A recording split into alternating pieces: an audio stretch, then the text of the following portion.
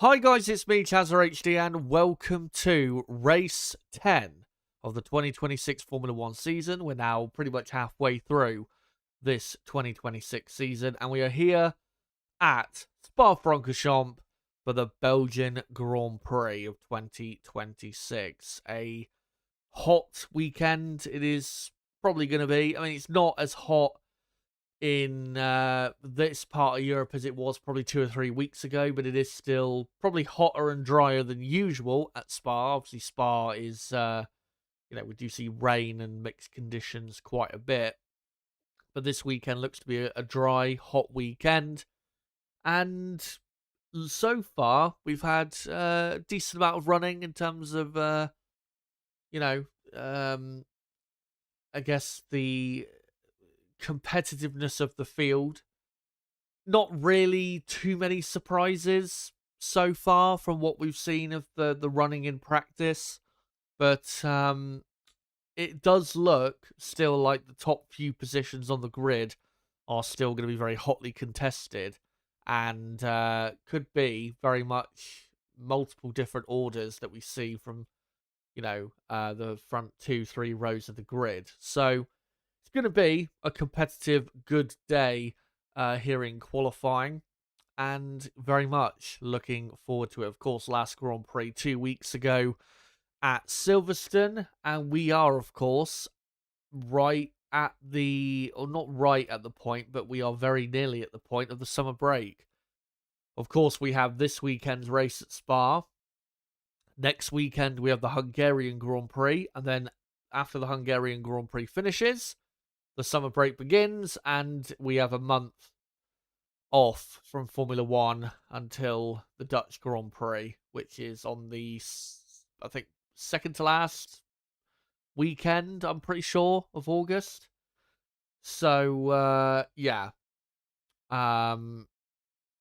It's really, I gotta say, raced by the last few races. If you remember, we were really slowly plodding along in this 2026 season. But really, I'd say since the Canadian Grand Prix, it has really just flown by. That Canadian Grand Prix was almost 2 months ago. It feels like it was not that long ago. Not as long as 2 months ago.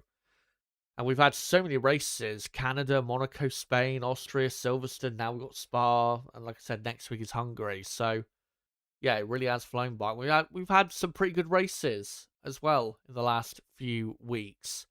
Hopefully this weekend is pretty good as well, and I think it will be a good race weekend and a competitive one at that. But of course, today it is the qualifying watch-along.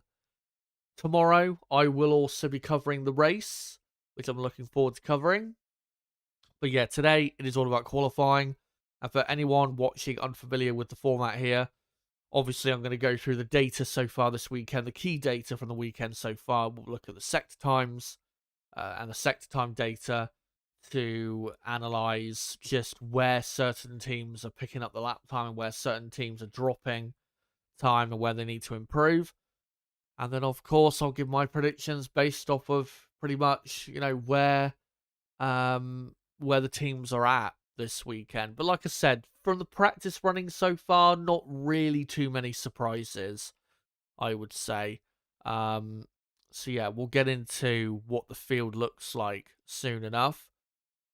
Obviously, hope you guys are well after the last couple of weeks we've had, especially if you're English like me. Yeah, Wednesday night was absolutely soul-destroying, but that's the English experience, isn't it? Following the England team. They bring you up only to give you the nastiest heartbreak possible, and that's exactly what we got on Wednesday. But yeah, no matter where you are in the world, England or, again, any part of the world, hope you're all doing well, having a good summer. And yeah, given whatever your circumstances are, whatever you're going through, hope you're doing as best as you can at the minute, and hope you can join me today in watching along and enjoying qualifying at Spa. And I think this is sadly the last year of the Belgian Grand Prix being on the calendar permanently. I think it's either, is it next year that it's not going to be on the calendar? I think it's either next year or maybe this year, where it starts to become once every 2 years, which is, as we know, a disgrace. Spa should not be rotated whatsoever, but that's the cards we've been dealt with as fans, unfortunately. Um, yeah. So hopefully this is a weekend that really shows why Spa is one of the greatest racetracks in the world and has been for pretty much the last 100 years. But yeah, hope you guys are all well. Good to see you all, as usual. And before I get into things, as usual, there is a poll running in the chat where I've asked you guys, who do you think will take pole position today at Spa? The 4 options are Kimi Antonelli, George Russell, Max Verstappen, and Lewis Hamilton. Out of those 4, who do you think takes pole position for the Belgian Grand Prix? Looking at the running so far, I think there's one man who's pretty likely to take it, and we'll get on to who that one is pretty much right now. So let's look at the results of practice 2. Kimi Antonelli, quickest with a 1:45.9. The only man this weekend, and still through practice 3, which only finished about an hour ago, the only man to get under 1 minute 46 lap time. And Antonelli, he just looks in a class of one, really, up the front. The Mercedes car is the quickest car. I don't think there is really any doubt about that, this weekend. But he is just on a different level. He looks like he really could dominate the weekend. Hopefully he doesn't. I really hope that, if he does win, that he has to work for it. That is what we want to see. But I wouldn't be surprised today, to be honest, if he does comfortably get pole position, because the car's the best car, and he, despite the reliability issues he's had as of late, I don't think it's affected his confidence. He still, seems very confident and, leading the championship. I think, even though the gap's closed down quite a bit and it's only 25 points now, I think he knows, and I think we all know as well, that really Antonelli should be a lot further ahead if it wasn't for those reliability problems. But that's the way it is. Obviously, nothing he can do about it other than just get right back on it and make sure he, gets a good result here. And the only good result for him would be winning the Belgian Grand Prix. Lando Norris has had a really fantastic weekend. Second quickest he was in practice 2 and in practice 3. Only a couple tenths off the pace of Antonelli. Norris has been, compared to teammate Piastri, in a different league, quite frankly. Piastri, who won this race last year, not looking really on the same level as Lando. But yeah, Lando really looking good.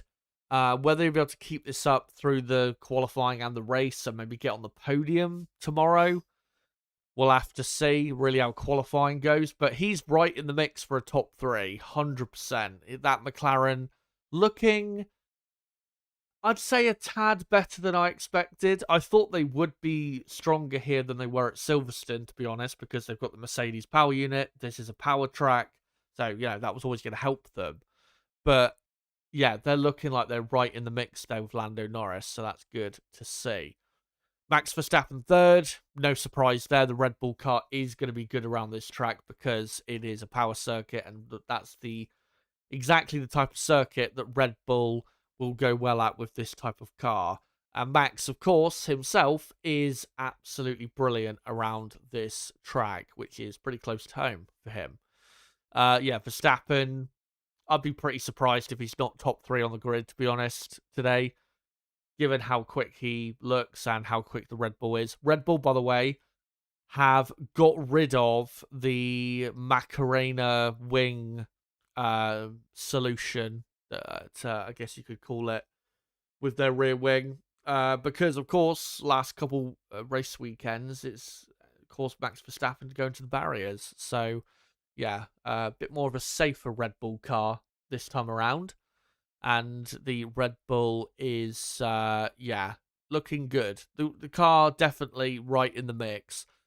And then, quite a bit off in lap time, Lewis Hamilton in 4th place. Nothing Hamilton can do. The Ferrari car is just not quick enough. This is going to be, I wouldn't say a weak track for them, but definitely one of the weaker tracks. I mean, if we're comparing this Grand Prix to next week's race in Hungary, they're definitely going to be a much quicker in Hungary than they are here. Just too many straights, too many flat out sections. The Mercedes engine is still clearly better. And the battery side Mercedes are still clearly better on that. Red Bull are as well. I think in the race, Ferrari will definitely be closer to the front-running pace, but in qualifying, I think as long as they get a car in the top 5, I think that's good enough, because they just don't have the pace this weekend in qualifying trim to be anywhere near pole position. So, yeah, I think the race is really what the focus needs to be. I think a podium is definitely possible tomorrow because we know they've got good race pace, but yeah, the qualifying pace just isn't there, unfortunately. Isaac Hadjar 5th, just confirming that Red Bull's pace is good and Hadjar looking pretty quick as well. Oscar Piastri 6th, 8 tenths off the pace of his teammate. He was a bit closer in practice 3, but yeah, he is definitely not on the same level as Lando this weekend. Lando is clearly faster.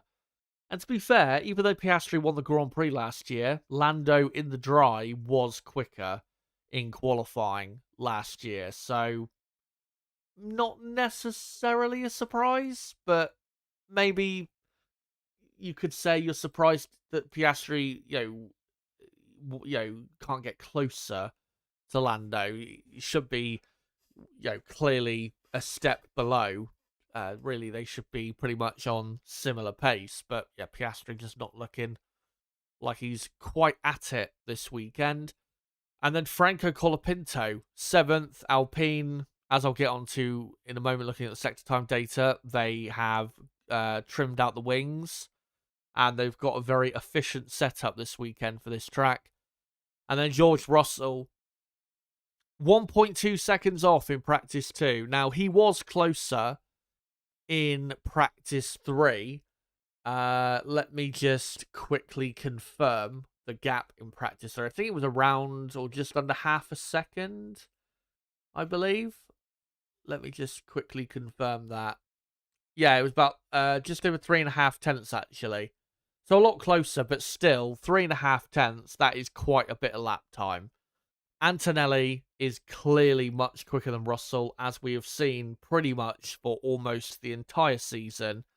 And if anyone at Mercedes is going to get pole today, it's got to be Antonelli, unless he makes a massive mistake in qualifying.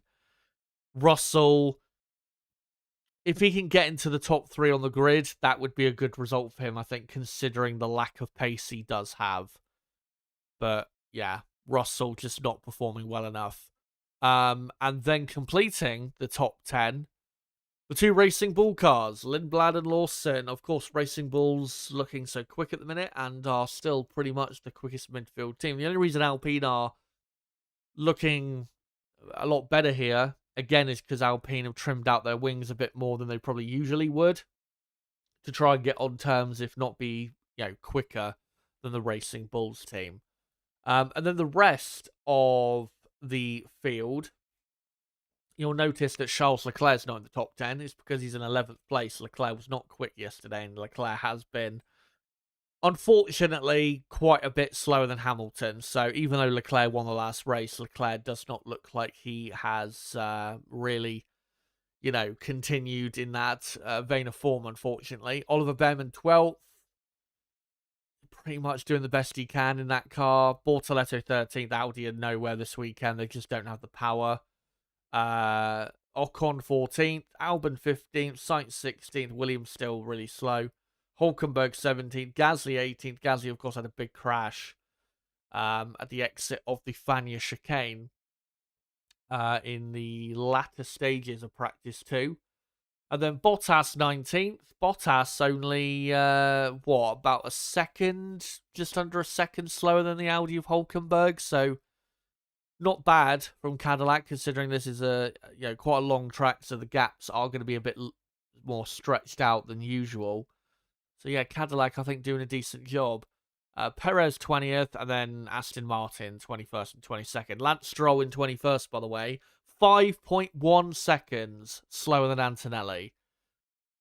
They are legitimately, they are like not far away from like being over 107% slower than pole position. Thankfully for them, they do have this B car coming to the next race in Hungary. It's said to be worth, I think, 2 to 2.5 seconds of lap time.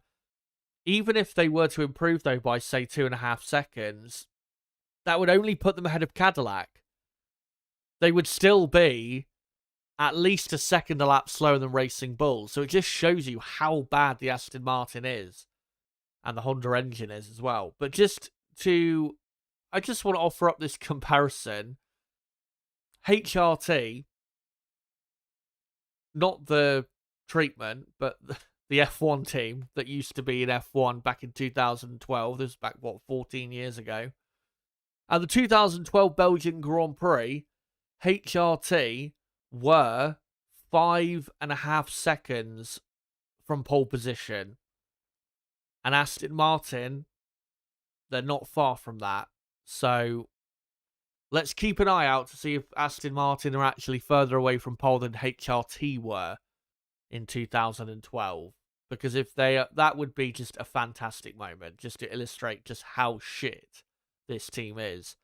But yeah, that's your practice 2 order. Practice 2, of course, the most representative session we've had so far this weekend. Antonelli was quickest in practice 3. The lap time he did was pretty much the same as what he did in practice 2, 1:45.9.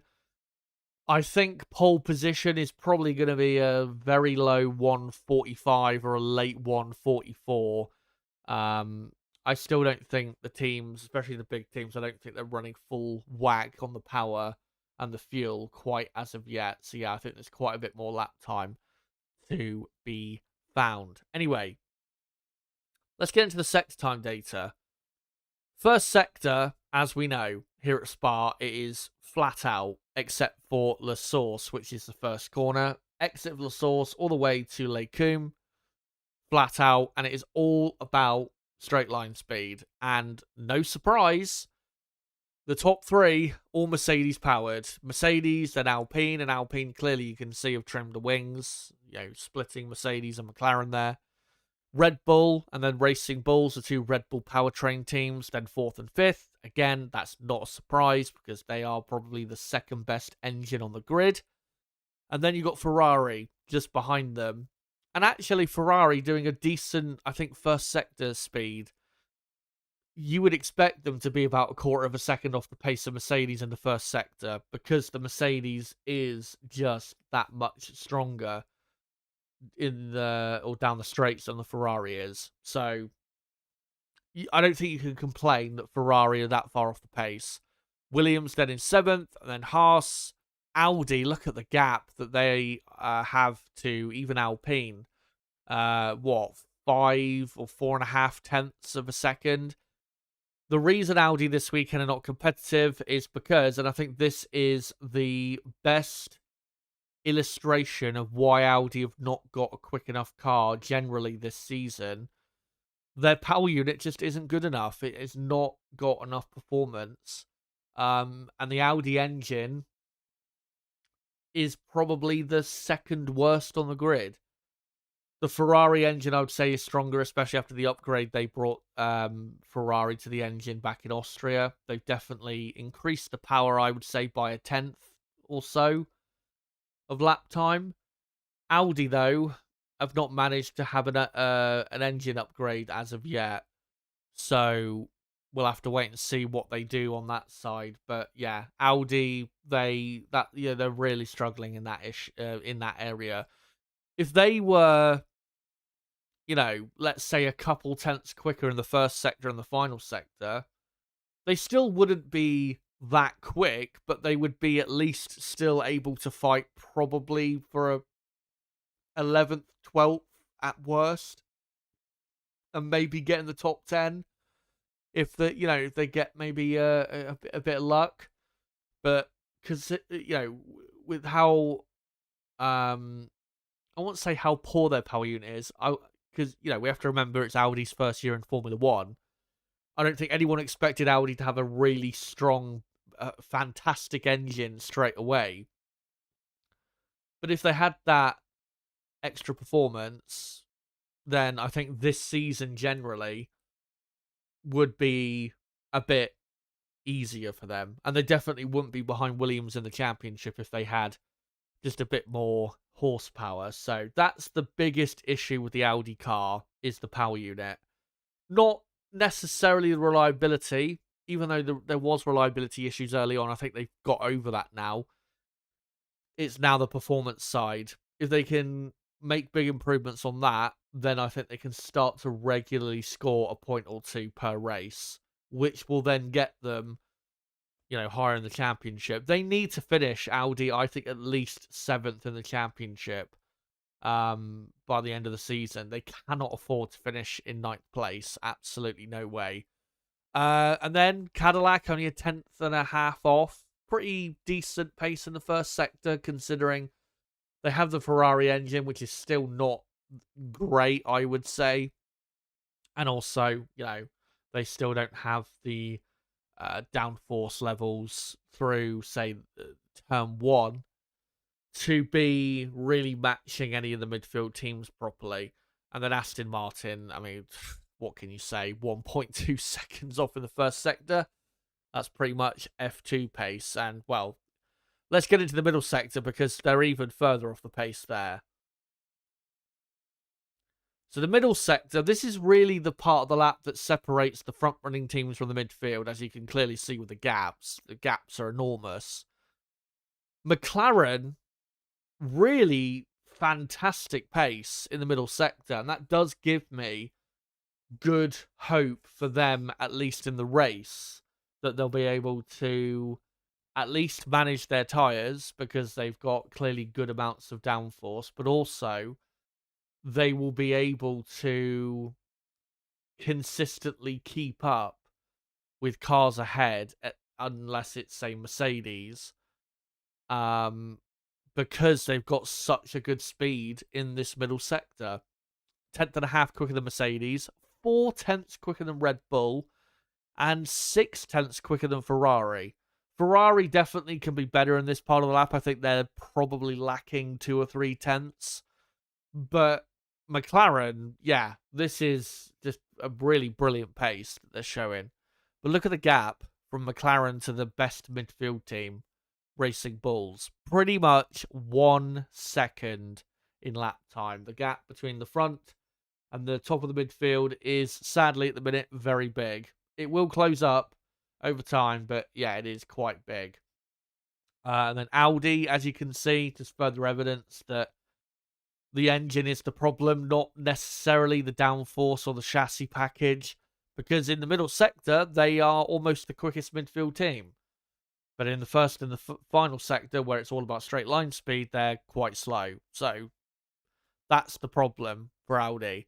Alpine then quite a bit further off, 3/10 off, but that is because, and that's the trade-off at Spa, if you trim your wings out, yeah, it helps you in the first sector and the final sector, but then in the middle sector, you give away probably 2 or 3 tenths that might, have been important, to have maybe that extra lap time, even though you'd have to then give up maybe a slight bit extra in the first sector and the final sector. Again, it's a trade-off, and Alpine clearly, I think, are okay with trading that off. And they got Haas, Williams. Williams still very slow through the corners. Nearly, 7/10 slower than Racing Bulls through the middle sector. Cadillac, very good pace, I think. Only 2/10 slower than Williams, and only, 4/10 and 5/10 to Alpine slower than them. So, that's big progress, because if this race had took place 2 months ago, they would have been way, way further behind. And then what do you even say about Aston Martin? 3 seconds slower than McLaren. 1.2 seconds slower than Cadillac in just the middle sector. And just over 2 seconds slower than Racing Bulls. Again, what do you say to that? It's incredible to me how far off the pace they are. I mean, we knew they had a bad car, but I'm still gobsmacked by it. It's mental. Absolutely mental. And then the final sector, to be honest, is not that relevant because it tends to be quite close in the final sector because you get, certain midfield teams trimming their wings and ending up mixing it with some of the big boys. But really, by the end of the middle sector, that's when you know who's going to be on a good lap or not. The final sector, as long as you don't mess up the bus stop chicane, then you're all good. But the Alpine, again, clear evidence of them trimming out the wings to increase straight line speed because they are the quickest in the final sector by 1/10 over Red Bull, 2/10 quicker than Ferrari and Mercedes, and then McLaren 3/10 off, Williams a bit quicker, and then Haas, Racing Bulls, Audi, you can see that drop off again, and then Cadillac, and then Aston Martin at the very back. So in regards to the midfield, watch out for Alpine. Them trimming the wings out is going to put them right in the mix with Racing Bulls for potentially the quickest midfield team. But in terms of the front running teams, if we just go back to the top 10 from what do you call it, from practice 2, Mercedes, I think, generally do have the fastest car. McLaren, I don't think are that far behind, but I think the difference is Mercedes, again, and I've said this a few times this season, Mercedes' car is more efficient at high speed than the McLaren is. The McLaren is a bit draggy. It's not well optimized at high speed.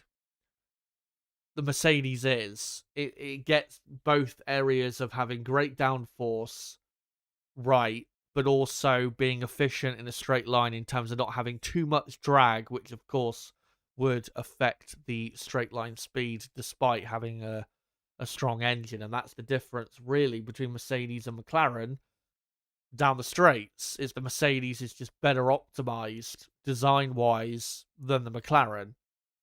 So Mercedes are the quickest team. Second quickest I do think is McLaren, but I think quite I wouldn't say quite close, but not far behind is Red Bull, say third quickest. Fourth, quite clearly, Ferrari. Again, if they can get a car in the top 5, I think that's a great result for them. Because, if Hadjar and Russell and Piastri were to massively step up their performance, Ferrari could really be on the 4th row of the grid. They just don't have really what it takes to be anywhere near pole position in this session. And then in the midfield, I do think Racing Bulls will be the quickest midfield team because they just have been so far ahead of the others. So Racing Bulls I still think will be 5th, but Alpine I think will be close behind in 6th. 7th, I'll go with Haas. 8th, I'd probably go Williams, purely because they got the Mercedes engine, and that gives them a slight advantage over Audi, even though the Audi car aerodynamically is miles better than the Williams. And then Audi 9th, Cadillac 10th, Aston Martin 11th. That is the pecking order. I'm pretty confident is the pecking order for qualifying, or at least coming out of practice. Whether it will translate that way, obviously we'll have to see. But let's get into my predictions for qualifying. And here it is. So, Kimi Antonelli, I think, will take pole. Max Verstappen will be the star of the show, though, because he will, I think, only be 2/10 away and will get onto the front row in 2nd place and get ahead of Lando Norris by a couple tenths. Even though I said McLaren are quicker, I don't think it's by a really big amount. And I think Max is close enough in that Red Bull to get ahead. So maybe it'll be a bit closer than I have predicted there on lap time, but I think Max gets on the front row because of just how great he is at this track. Lando, though, I think definitely will be in the top 3. He's been so good this weekend, and I think he keeps it up. Russell then will be in 4th, close behind. Lewis Hamilton will put in a great performance, but it will still only be 5th. Isaac Hadjar then 6th, Piastri 7th, Leclerc 8th, and then completing the top 10, I think, will be the 2 Racing Bull cars of Liam Lawson and Arvid Lindblad. But Antonelli on pole, I don't think you can really go wrong with that prediction. I just don't see realistically who can stop him unless he makes a big mistake. But let me just come back to here and let me get the timer back on screen. We have got now just under an hour to go until qualifying begins at Spa. So let me just wait until the next minute ticks over, and then I'll get the timer back up. But make sure, guys, if you are new to the channel, to subscribe for more content like this, as we do watch-alongs throughout the season. And of course, for everyone watching, make sure to smash the like button. There you go. 58 minutes to go until qualifying begins at Spa. And yeah, make sure to hit the like button. And make sure to cast your vote in the poll. Who do you think takes pole position for the Belgian Grand Prix? And make sure, for everybody watching, to get your comments in the chat. I want to hear from you guys ahead of qualifying. What do you think is going to happen? And if you have any, F1 related or just any questions in general, put them in the chat and I will read them out for the next half an hour or so. Before I do, though, I have a nice ice cold bottle of water right next to me. It is still very hot in the UK. So, yeah, I need to just cool off. So let me just have a quick drink for my throat, and then I'll be back with you guys in a second.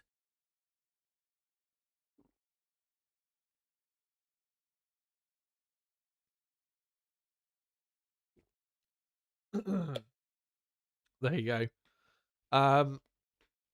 Yeah, as I usually do, though, I do just want to give a quick content update. So, obviously, I'm doing the qualifying watch-along now. Tomorrow, I will be doing a race watch-along. I'll be live, as usual, 2 hours before the race starts at be 12 p.m. UK time. Race starts at 2 p.m. UK time. So, make sure to come along and join me for that. And then on Monday, I will post my review of the Belgian Grand Prix. Probably Monday night, I would imagine. And then next week is the Hungarian Grand Prix, of course. Now, I will be doing a qualifying watch-along, but I don't know yet if I'm going to be doing a race watch-along. It's currently up in the air. It's a 50-50, essentially. I just haven't decided yet. I've just been too busy at the minute with uni work and other stuff to really think about that, and think about am I actually going to do a race stream as well for the next race. But definitely there will be a qualifying stream.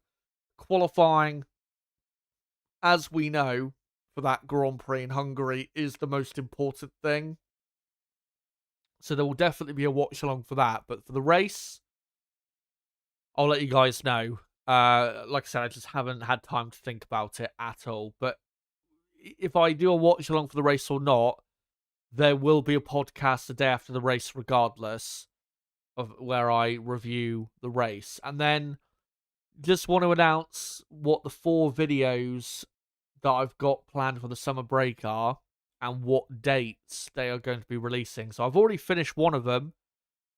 The first video is going to be a video about Max Verstappen and where he possibly could be going and where I think he should go for 2027.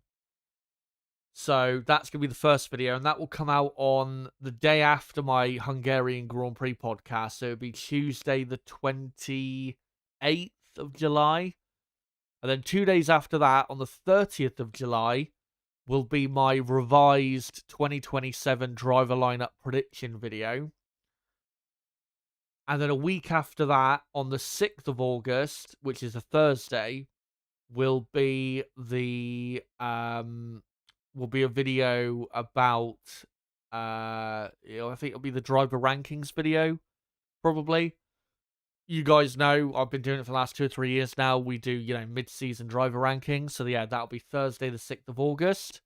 And then a week after that, probably on the Friday, the 14th of August, I think it'll probably be. There'll be a video about Aston Martin where we are going to go through their season so far and really just look at the data rather than, because we know what the issues are. We already, did a video on that back in April. This video is going to be looking at the data just to examine just how bad the Aston Martin car has been. So, yeah, that video will come out on the 14th of August. And then a week after that, F1's back with the Dutch Grand Prix. So those are your 4 videos. Yeah, 28th of July, 30th of July, 6th of August, and 14th of August. Those are the 4 dates to remember for those 4 videos. And then Dutch Grand Prix, I will be doing at least a qualifying watch along, and then with the race, we'll have to see. But, yeah, that's the plan going forward between now and the Dutch Grand Prix, which is in a month from now. So there's your content coming your way. And yeah, at the minute, I'm just trying to get the videos for the summer break finished. Like I say, one of them's already done and ready. I just got to get the other 3 done. They're all in progress, let's say. I just need to get them finished. And then, yeah, they'll all be ready. But also, I've got to combine that with my uni stuff. Because I'm coming now to the final 3 weeks of a semester.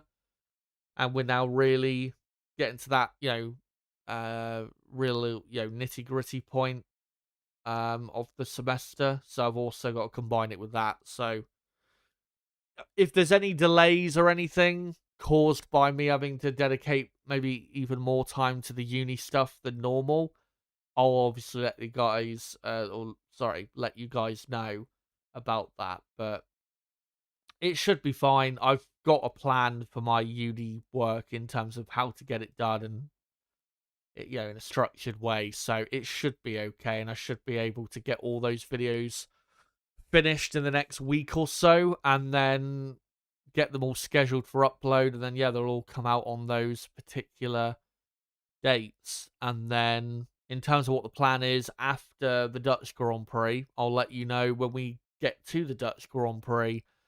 On the, I think qualifying day for that race is the 22nd of August, I want to say. Yeah, it is.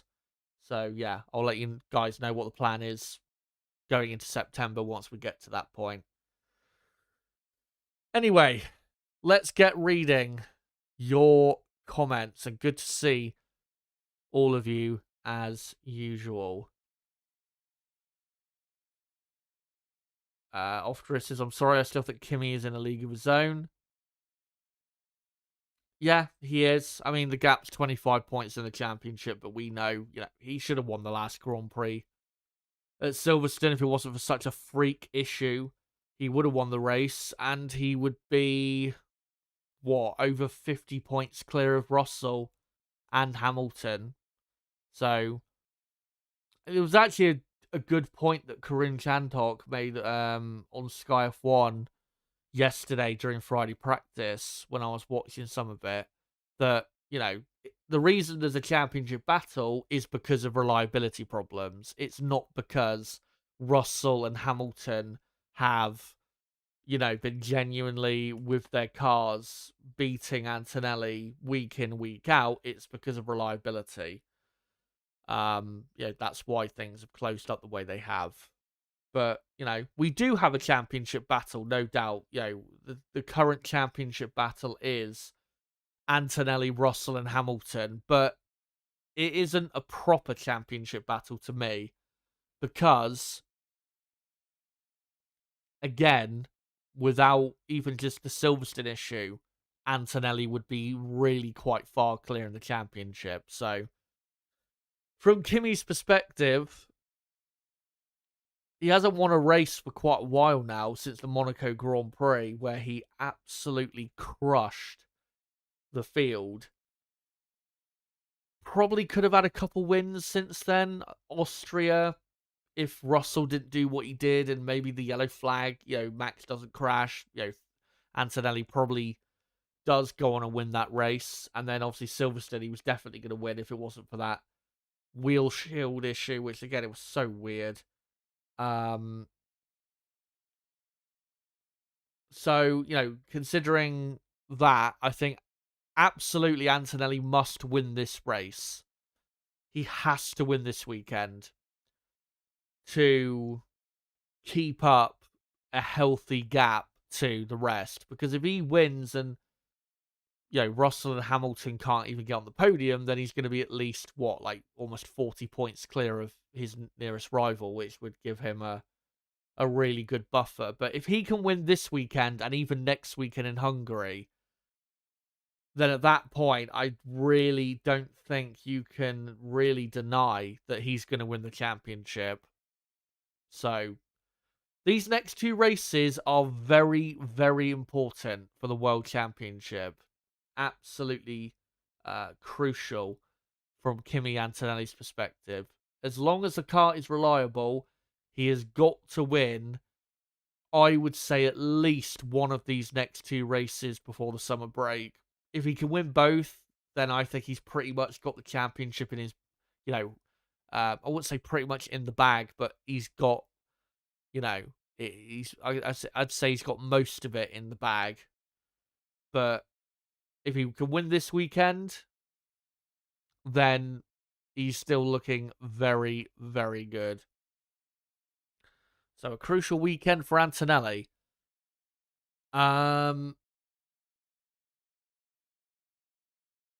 Off-dressers, I've just seen some data in FP3 and Ferrari deploy in Sector 1 and Sector 2 and Sector 3. No deployment left. 15th and 16th in Sector 3. Shocking. Yeah, they just don't have the as good of a, say, battery deployment as Mercedes do. Ferrari has upgrades in the pipeline at Zandvoort and Monza. I don't think he will win every race. Yeah, Ferrari, it'll be Zandvoort where the upgrades, I think, come. I think the next engine upgrade, if there's going to be one, it'll probably be their home race at Monza. But I think any more aerodynamic or chassis upgrades, it'll be Zandvoort, where, that's a track that would actually show possible improvements. But even though Lewis Hamilton is closer to first place in the Drivers' Championship than the Ferrari team are to first place in the Constructors, I feel like Ferrari have got a better chance of winning the Constructors than they do the Drivers' Championship with Hamilton. It's a weird feeling, but that's just how I feel about it in regards to the championship. It'd be great if Lewis Hamilton and Ferrari won the championship. It really would. I think we all want to see a Ferrari, win a championship and eventually break that title drought. But realistically, can they do it? They've had better cars in other years and better chances in other years than they've had this year. But, have they learned their lessons from before?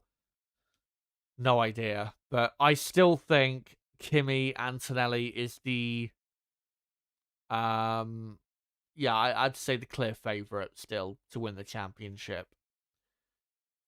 And if I was to make a prediction right now, who's going to win the championship? Kimi Antonelli. I wouldn't say 100% I'm clear on that. I'd say, 2 or 3 weeks ago, I'd probably say, 100%. I think Antonelli wins the championship, but I think now a bit less than that because of these reliability issues. But, Antonelli, I'm still very confident that he is the one who wins the title, because Mercedes, I still think fundamentally are quicker than Ferrari, and I don't think Ferrari still quite yet have got a fast enough car to be there with Mercedes at every track. But of course, if they make further upgrades, then they can be. But will it be too late? We'll have to find out. Astro, good to see you. Says, I always hope Piastri can get pole, but I understand why he's not an option here. Issues with the car in practice. McLaren not looking too good. So I gather, well, Norris is right up there, so it's not a McLaren issue. It's a Piastri issue, I'd say. Maybe the setup. Or, there's some sort of issue there, because there's no reason for Oscar to be so far off the pace. Thoughts on Oscar's chances? If he was on the same pace pretty much as Lando, but still behind him, then I think a top 5 is absolutely where he should be. But considering the pace he's shown, I think 6th, 7th, 8th is probably where he ends up. If he can get onto the 3rd row of the grid, I think realistically that's the best he can do, given that, the pace he's had compared to Lando. So as long as he's on the 3rd row, then that's good enough. One thing Piastri does need to do, though, is stop finishing in, is it 7th or 8th place? He's had quite a few qualifying sessions this year, and as of late, where he's ended up in 8th or 7th, like, repeatedly. So he needs to at least get himself ahead of that 4th row. Ofter says, Chazza, I'm sorry, Tuchel is an idiot. Subs Gordon, who scored. Rice losing the midfield battle, and Spence, who made a clutch game-saving tackle. He deserves sacking for that 100%. I mean, yeah, he got the subs wrong, but I think the tactical approach, I don't think he initiated the team sitting back and becoming defensive. I think the team did that instinctively when they went 1-0 up, and the problem is that Tuchel accepted it. What he should have done is forced the team to go back to what they were doing and get higher up the pitch. And at the hydration break, at that point, he should have said to the team, stop sitting back, get up the pitch, and should have maybe put on a couple subs to send a message that, we're not going to just sit back and hope that they don't score. That's the mistake that Tuchel made. But I don't think when we scored, when we went 1-0 up, I don't think Tuchel immediately was like, yeah, let's sit back. I don't believe that at all. The team did it instinctively, and it's an English problem. It's got nothing to do with Tuchel. We did it under Southgate. We did it even in the Sven-Göran Eriksson years. We always do it. When we go 1-0 up, we always sit back and try and hold on, because that's the English way. It's a DNA thing. It's a culture thing. And one man can't change the DNA. It's something that needs to be changed at youth level. Not reverting to that type of mentality. But what he should have done is he should have not gave in to basically what the players were doing, and he should have said, like I said, get up the pitch, and not thrown on those defensive subs, because he sent the wrong message, I think, at that point. But I don't think he should be sacked. There's no one out there better than him that's available. Pep Guardiola verbally accepted the England job 2 years ago and then changed his mind. So if we can't get him, who else are we going to get? There's no one better than him. So I don't want us to get rid of him. Let's hire someone who's clearly worse and is going to end up doing just the same thing. So yeah, I would not sack him. He got it wrong, no doubt, but I don't think he was as much to blame for that defeat as people claim. I think a lot of people are being very overreactionary in regards to that game.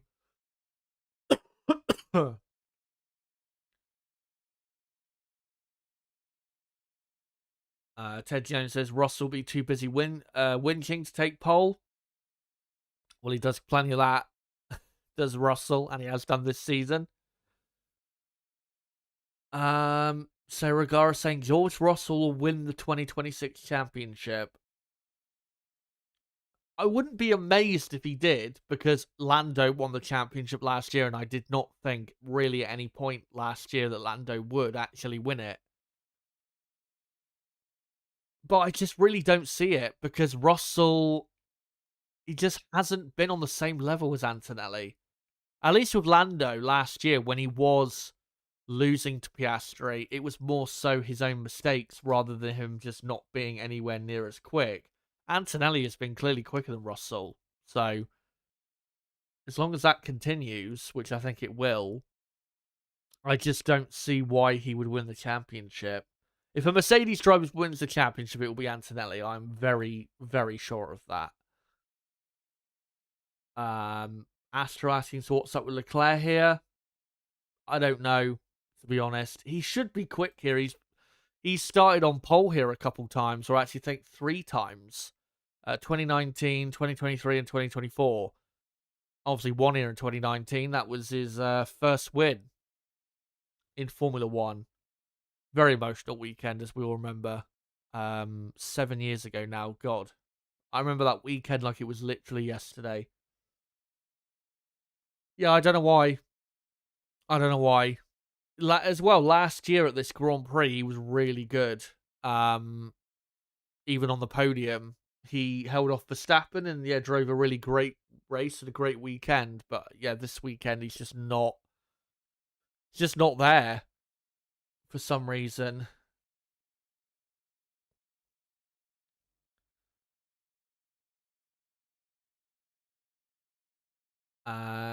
It says, I've said it, if Kimi dominates George in this European leg, Kimi beats him, and whether he's versus the Ferraris or not, most likely Lewis coming the end of the season, Kimi's title to lose. I think the title race is a lot more Kimi versus Lewis than it is Kimi versus George, because Kimi, when all things are equal and neither driver is having reliability problems, Antonelli is clearly faster than Russell. So as long as that continues the way it is, which again I think it will, Antonelli wins that battle, I think, pretty comfortably. The only thing that could affect, let me just clear my throat a second before I say this.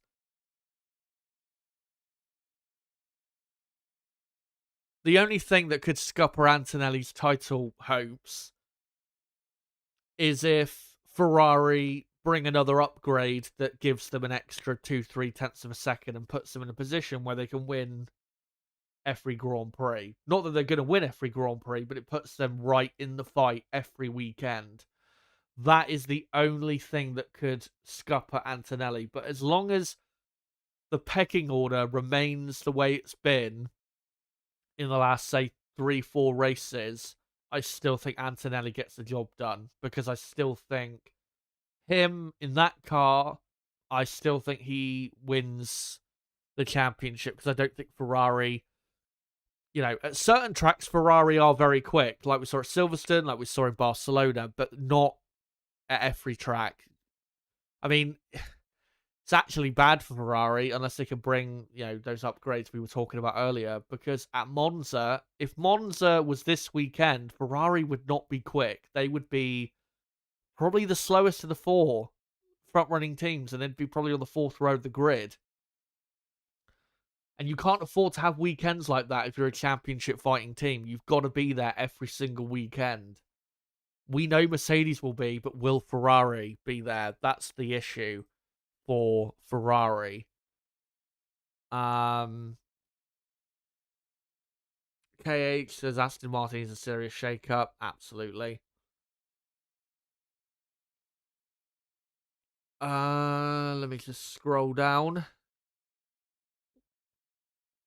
Astro asking, to think I really wondered if this year could have been dominated by Aston Martin pre-season. Oh, and feared they could have used team orders and firings to make Stroll champ in a rocket ship car.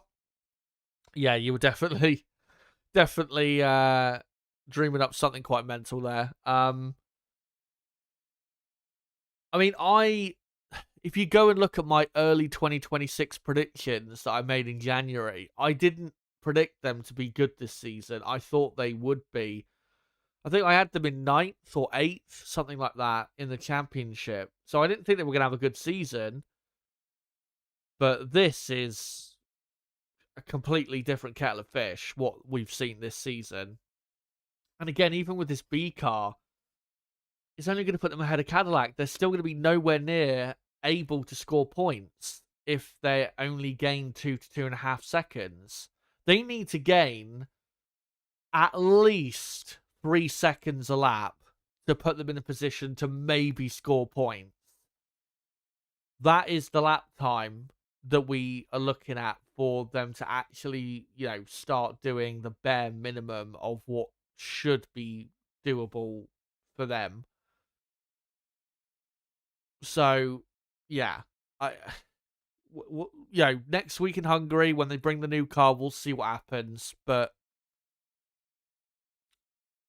if I'm Aston Martin, what I'm doing is, get this B car on the track, get it as well optimized as you can, and then just focus totally on next year's car, because this year is done.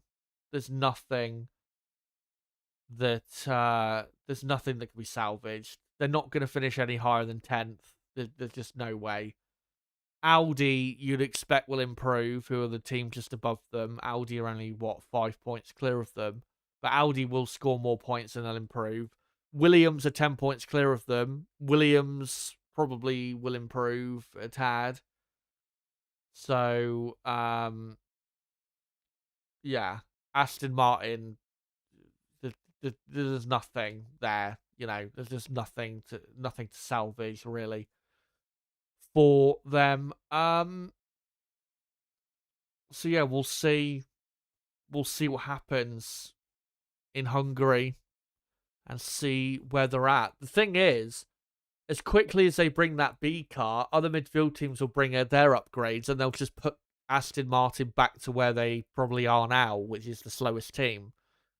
So, if they had started the season with this car, they still would have been bad, but it would have been maybe as bad as Williams are, which is still, I won't say okay, but it's, at least Williams have scored points a few times.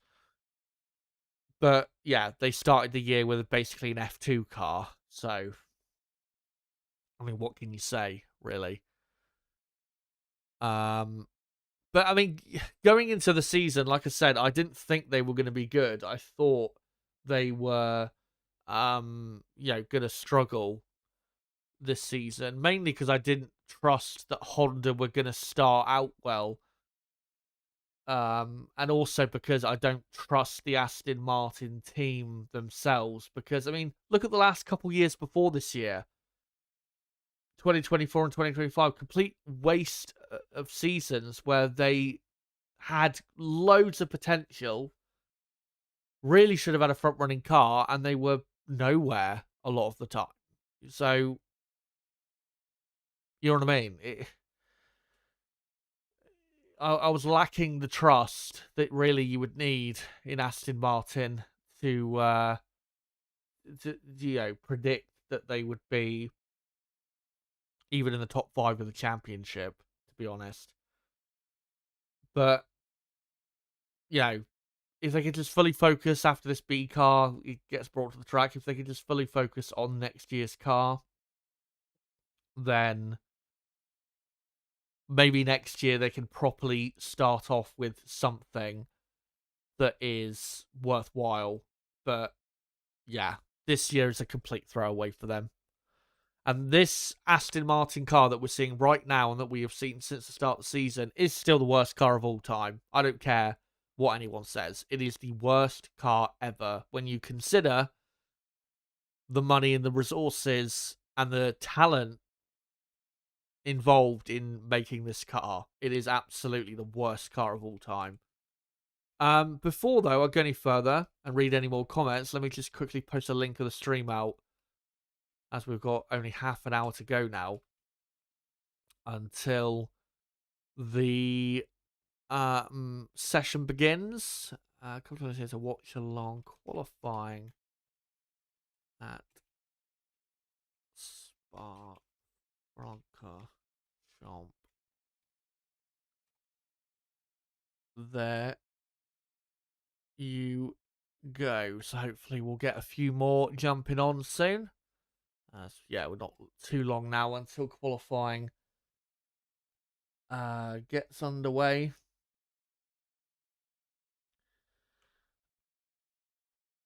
So yeah, I'm going to read probably a few more comments and then I'll do a quick roundup of the teams as I usually do. And then we will read a few more of your comments again right before we get into qualifying.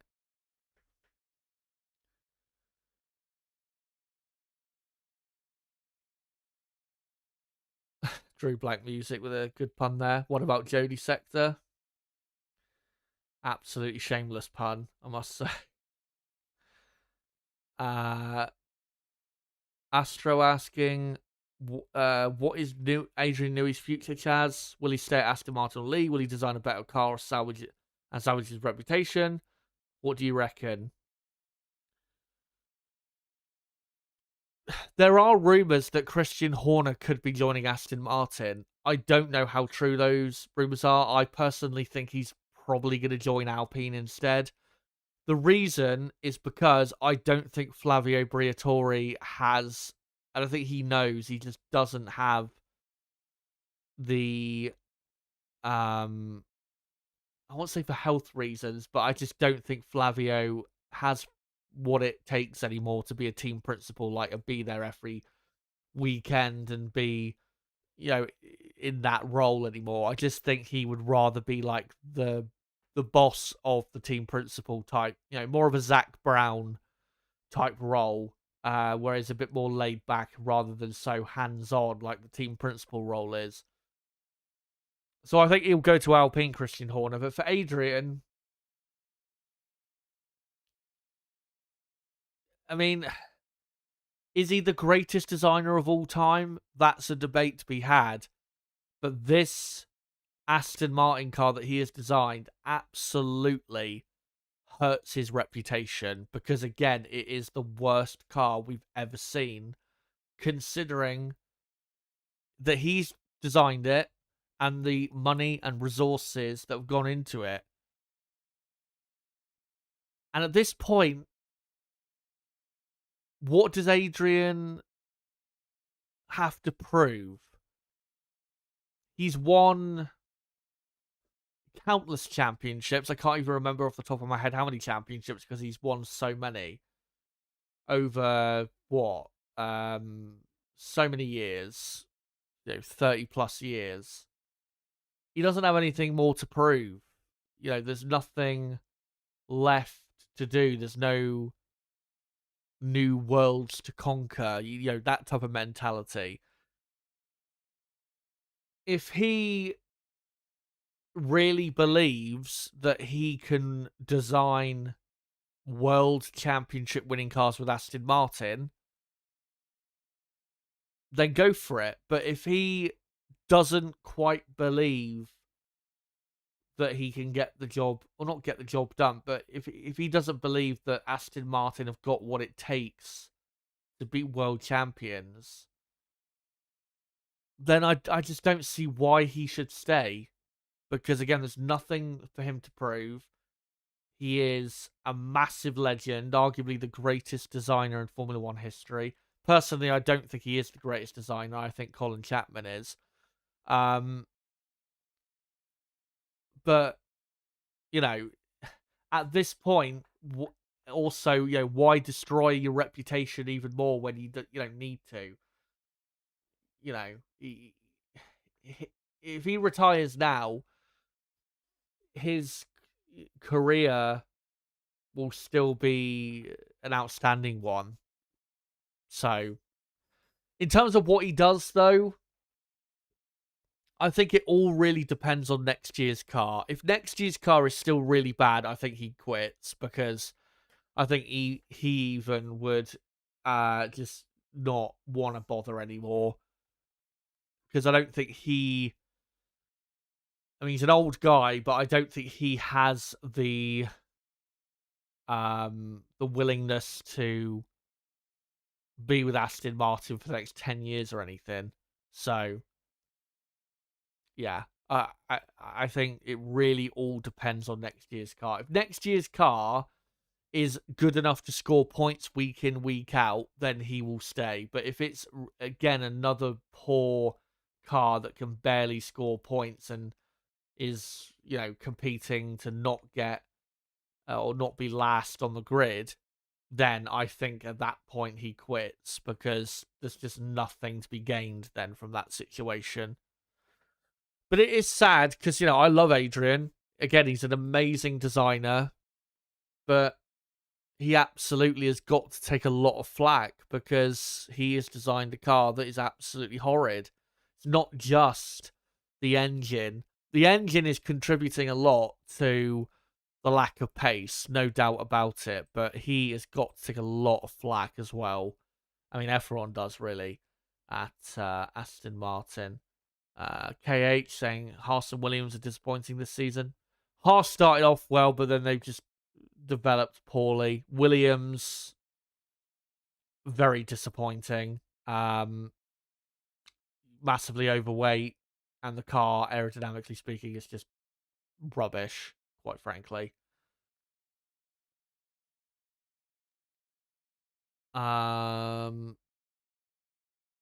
KH saying, I'm thinking it's more of a Ferrari problem than Leclerc's driving skills. Potentially, yeah. As to why, yeah, Leclerc's off the pace. Hello to Brabham, good to see you. Hello to Rux, obviously in the chat, good to see you. Brabham saying, I've got a 2-week old girl, so we'll see how long I get to watch quali.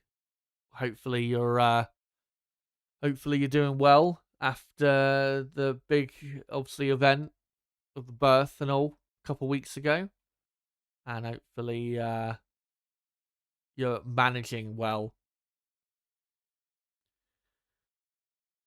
Looney Classic says Kimi is not Oscar. Kimi is a generational talent. No way Russell beats Kimi ever again. Remember, Kimi is not in his prime yet.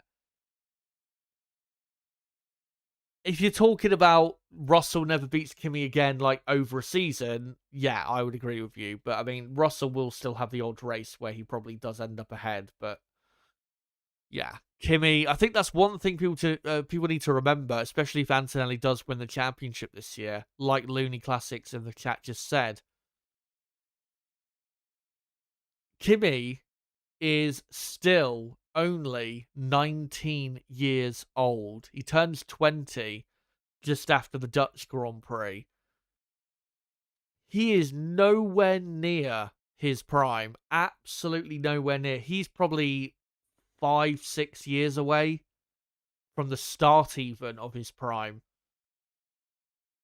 And that's a scary thought because, I mean, look at Max Verstappen. Max Verstappen was, 24, I think, when he won his first championship back in 2021, and that was, 5 years ago? By 24 years old, Antonelli could have the amount of world championships that Max has now. And Max is almost 30. Max will be 30 next year. So I think people really, when we look at, it's a big debate, isn't it, with Max Verstappen of, will he eventually go down as the greatest of all time? I think people are really discounting Antonelli. He is a contender because if he wins a couple championships in these next couple years, he's then got 20 years to win another, 5, 6?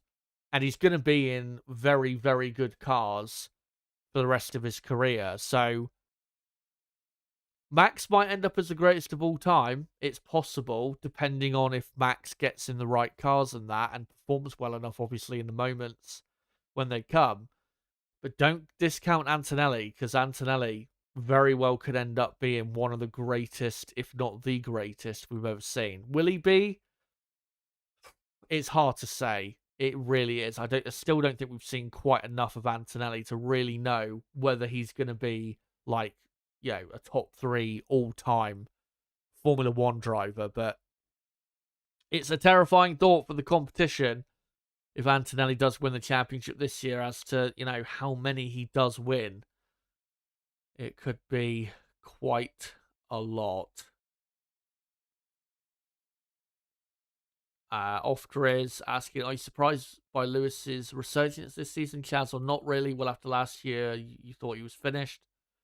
And Ofter says, I feel like moving from the ground effect era sort of saved him, and I'm a Lewis fan. I think there's a couple things. I think one, mentally, there's been a change in him. He talked about it after his win in Spain on the radio, on the team radio after the race, where fans said to him, remember who you are. I think what happened is he definitely isn't. I mean, even this season, he's still not prime peak Lewis Hamilton. I think we would all accept that. But I think what happened is the Mercedes car in 2024 was poor, at least to start with. He lost confidence, especially because he was losing to Russell, his teammate, quite a bit. And I think, mentally lost his way. And then obviously went to Ferrari. The car was poor again, just like the Mercedes from the year before. And obviously the Ferrari car last year was even worse because they didn't win a race. He got hammered by Leclerc. And last season was without doubt Lewis Hamilton's worst season of his career. He was terrible, quite frankly, considering the talent that we all know he has, and considering that he is, as far as I'm concerned, the greatest of all time. But I think, again, mentally, I think that statement of remember who you are, I think that had a big effect on him. And I think also we have to remember the Ferrari car this year is much better than last year's car in comparison to the rest of the field. It is so much better than last year's car. So the car is helping him, but I think mentally that's where he has improved. Because we see it in all sport. When someone who was great or is great loses their, I won't say loses their way, but loses that, that confidence they had, it does affect them quite a bit. I've seen it, especially in tennis, with some of the greatest of all time, because I'm a big tennis fan. For example, Novak Djokovic, who is he's won 24 Grand Slams. When he came back from injury in 2018, you could see from watching him that he had no confidence. He just was not the same guy. But then he kept playing and he worked his way back, and eventually it clicked and he got that confidence back, and then he came back to being the Djokovic that, we all know and love. Maybe not everyone knows and loves, but you know what I mean. I think the same thing happened with Hamilton. He got in a bad rut, had bad cars, lost confidence, and until he got in a good car again, which was this year, it took him a few races to get that confidence back. But once it came back, he was back at the races. So I think that's the biggest thing there that that has helped, let's say. And Ofter is asking, with the regulations, do you prefer it to the ground effect era, racing wise? I do actually prefer this to the ground effect era. The cars, aerodynamically speaking, I prefer a lot more. These cars are a lot better. They're smaller, still could be a bit smaller, but they are smaller, more nimble. And I do prefer let me be careful in the way I phrase this. I prefer using the, say, engine boost to overtake rather than DRS, because at least you're using the advantage of your car rather than just pressing a button that everyone has, and basically everyone gets the same benefit from what was DRS. The best thing to compare what we've currently got, and actually it's a good comparison, I think. I've been going back and watching lately a lot of races from 2009. And in 2009, most of the cars did not have KERS, but then you add Ferrari and McLaren, and early on I think BMW and Renault had KERS, and it would kind of distort things because, the McLaren and the Ferrari car, for example, were nowhere near as good as the Red Bull and the Brawn, but because they could use that KERS button, they were able to get in the action with them at times and overtake or keep ahead because of that. That's kind of how I view the overtake boost at the minute. It's kind of like, people have different types of KERS in a way. But I do prefer it the way it is now to what it was like last year. What we had early this season, though, was way worse. Way worse. But it's better now, I would say.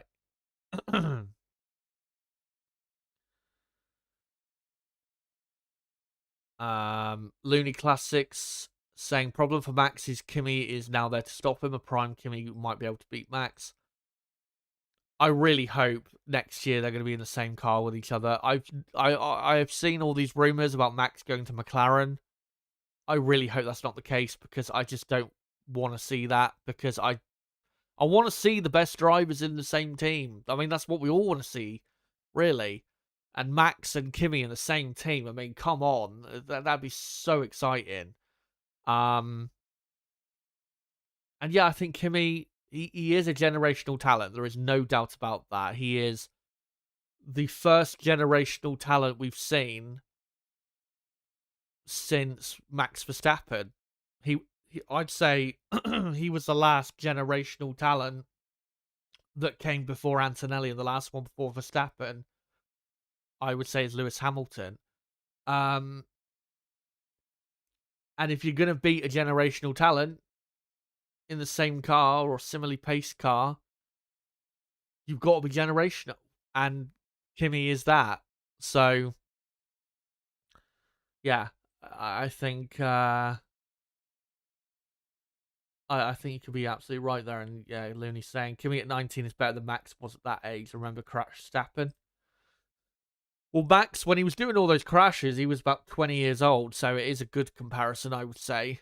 And yeah, Kimi is definitely better at 19 than Max was, 100%. Max was still not fully beating Daniel Ricciardo, who was obviously a really good driver, but, eventually once Max, I think, figured it out, he was, quite clear of Ricciardo in the end. But, yeah. But keep your comments coming, guys, as we've got just over 10 minutes to go. I'm going to do a quick roundup of all the teams and where they should be for qualifying. So for Mercedes, obviously pole position is the aim. Really, because of George Russell's lack of pace, a front row lockout looks quite unlikely, I would say, for qualifying today, which for Mercedes is a shame, but it's because Russell just isn't performing well enough.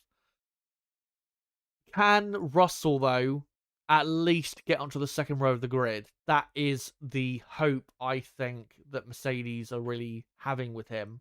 Is, he's not quick this weekend, but can he at least get onto that, second row to keep him right in, the mix where he needs to be?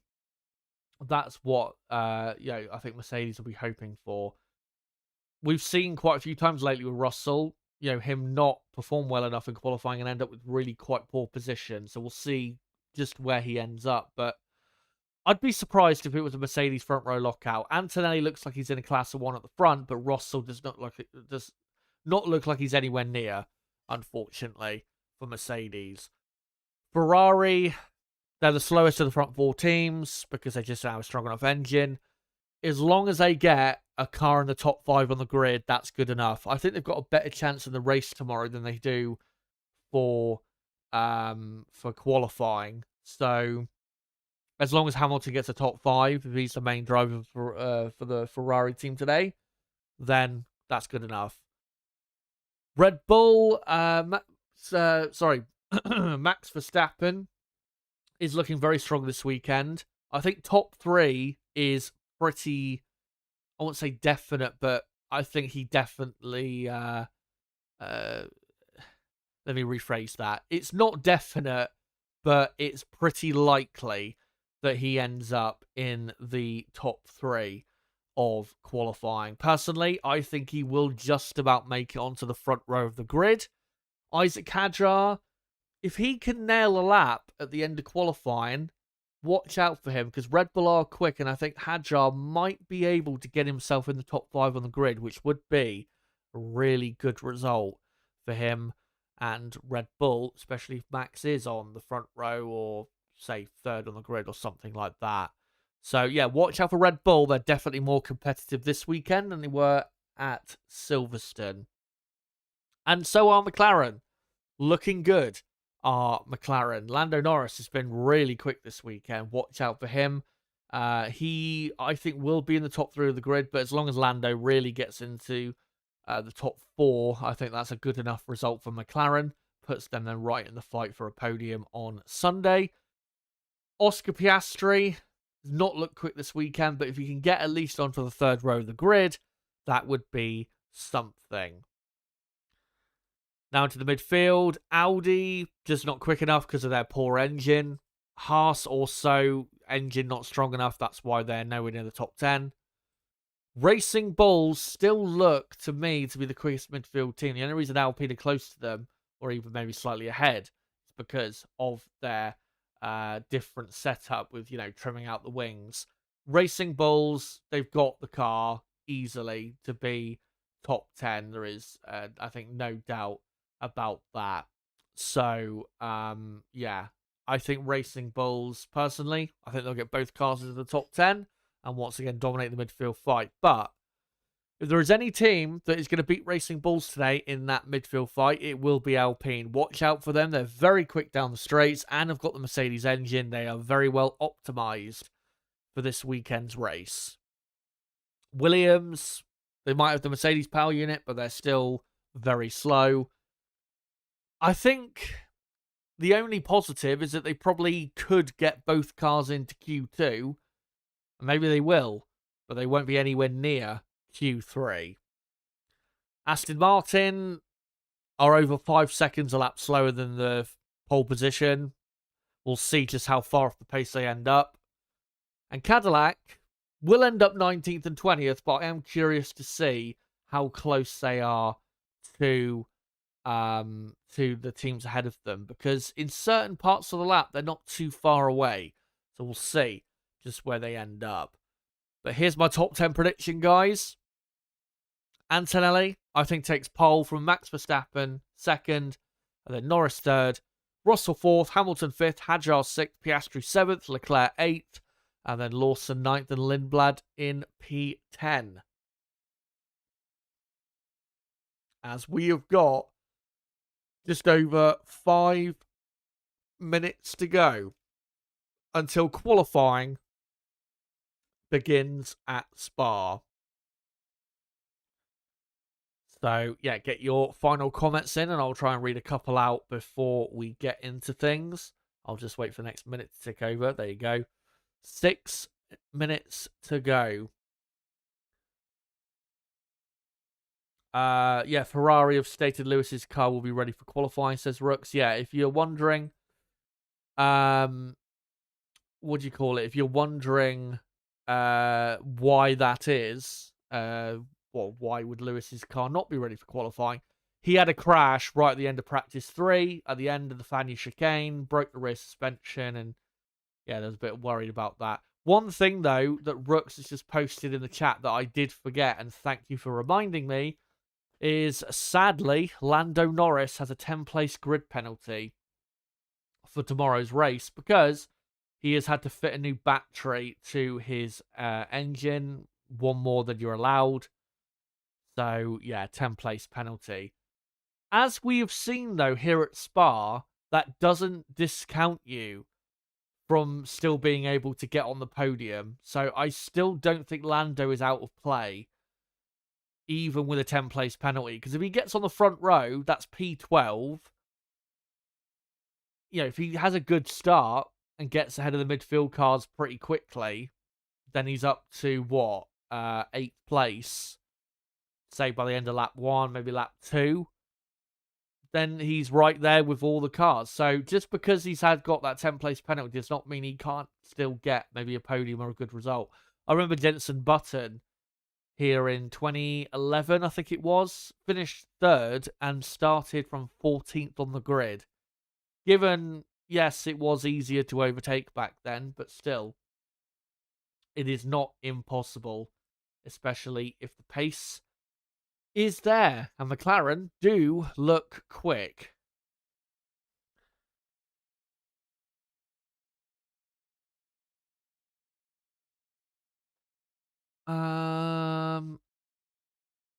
Let me see if I can find one final comment before we go any further. Brabham saying way too early for Kimi or Anthony Goat Talk. Absolutely. But, you know, if he does win a couple championships in these next 2 or 3 years, then I think we could start at least, you know, broaching the subject. Looney Classic says, I've always been skeptical of people calling Newey the GOAT designer. He is good, but he has also been in F1 his whole career. Other top engineers don't usually spend all their years in F1. That's true. Gordon Murray, I think, is one who hasn't spent his entire career. Obviously, he was an amazing designer, designed that amazing 1988 McLaren. And the Brabham cars as well that won championships. He was a brilliant designer. He was. For me, though, it's Colin Chapman, and the reason is because Colin made so many. He innovated so many times at a time where you really had to, as a privateer team, to get anywhere near winning. He just repeatedly would design these amazing, legendary cars over and over again. And I think one thing you do have to remember as well is when Adrian designed his cars, the chance of, you know, McLaren when he was at McLaren and when he was at Williams, the chances of those teams winning the championship was already pretty high because they already had quite a bit of financial backing, resources at the time compared to the other teams, and you know, they had a much better chance. But back in Colin Chapman's day, that was the only way to even get close to winning, is by, you know, having these radical, innovative designs. So yeah, I think Colin Chapman is the GOAT.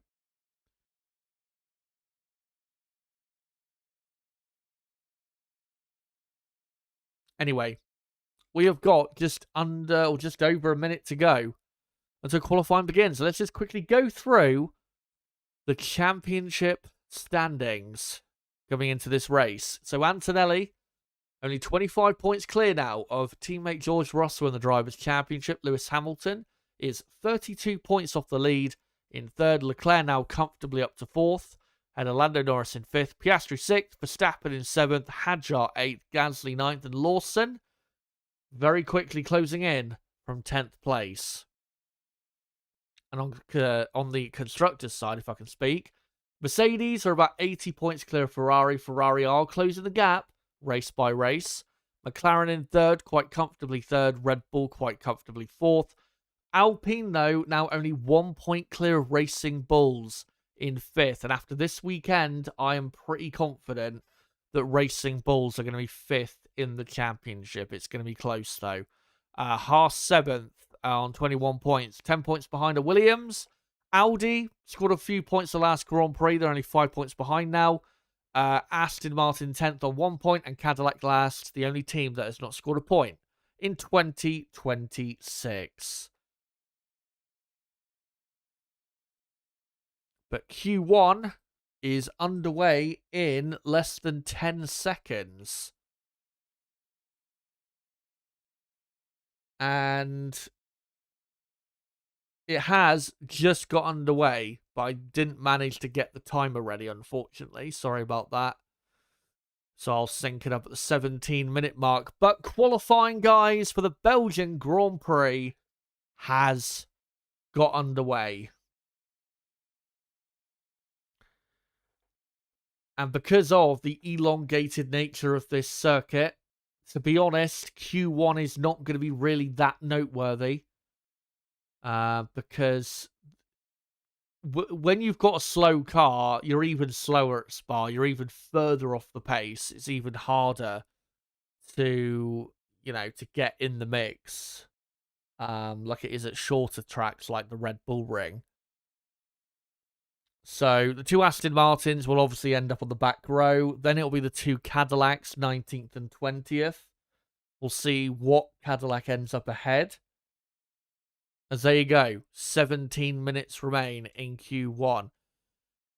The question is, who will end up 17th and 18th? Really, it's between Williams and Audi. Personally, I think it's probably going to be Audi who are looking more likely. But honestly, I think it'll probably be one of the Williamses and one of the Audi cars. Probably Hulkenberg and Albon in 17th and 18th. But we'll see. Maybe we'll get a surprise. As Aston Martin are already out there on the track in their death machine. As the front-running teams have not even bothered to come out yet. Saying that, looks like Charles Leclerc is about to come out of the garage. Leclerc, understandable if they're going to send him out early because he does need a bit more confidence, does Leclerc, who of course won the last Grand Prix. He now has 9 wins in Formula 1. That's almost half the amount that Kimi Raikkonen has. And obviously Raikkonen is the last Drivers' World Champion Ferrari have ever had.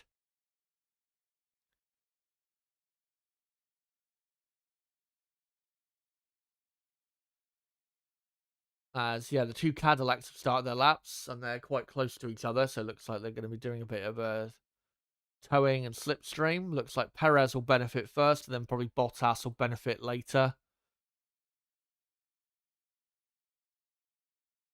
As they climb. Eau Rouge over Radior. Now onto the Kemmel Straight. What a straight it is. It's seen many classic moments.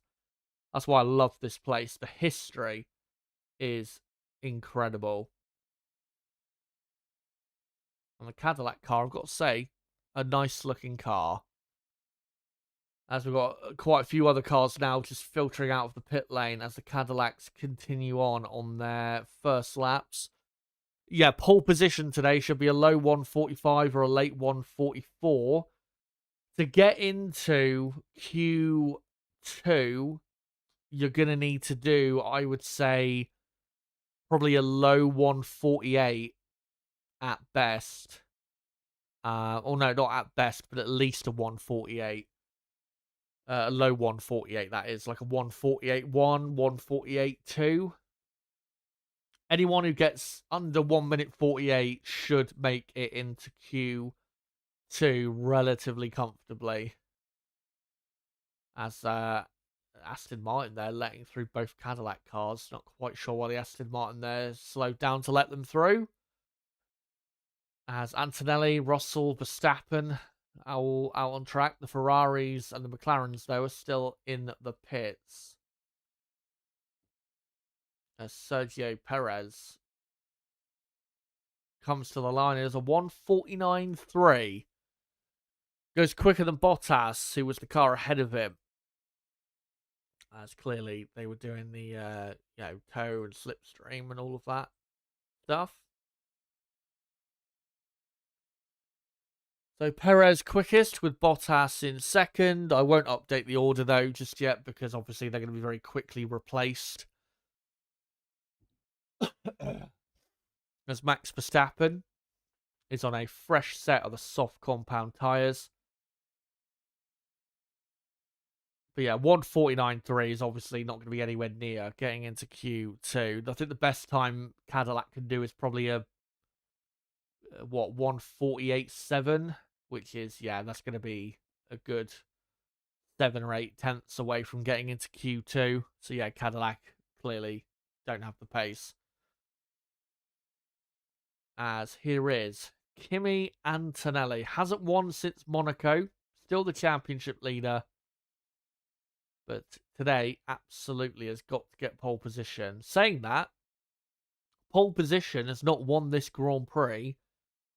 If we forget the 2021 race, which didn't happen, pole position has not won this race for 6 years. The last man to win a proper race at this track from pole was Lewis Hamilton in 2020. So, if you're not on pole, and in fact, if you're not on the front row, absolutely you can win this race. It's all about whether you've got the pace or not. Grid position, not as important here, and that's what tends to make the races here quite exciting. As Max Verstappen is on a lap. Antonelli has just done a purple first sector, quicker than Verstappen. Obviously, they're all going quicker, way quicker than Sergio Perez. As Verstappen flies through Pouin, which is turn 10. Now into the Fania chicane. Really good test in the front end, the Fania chicane.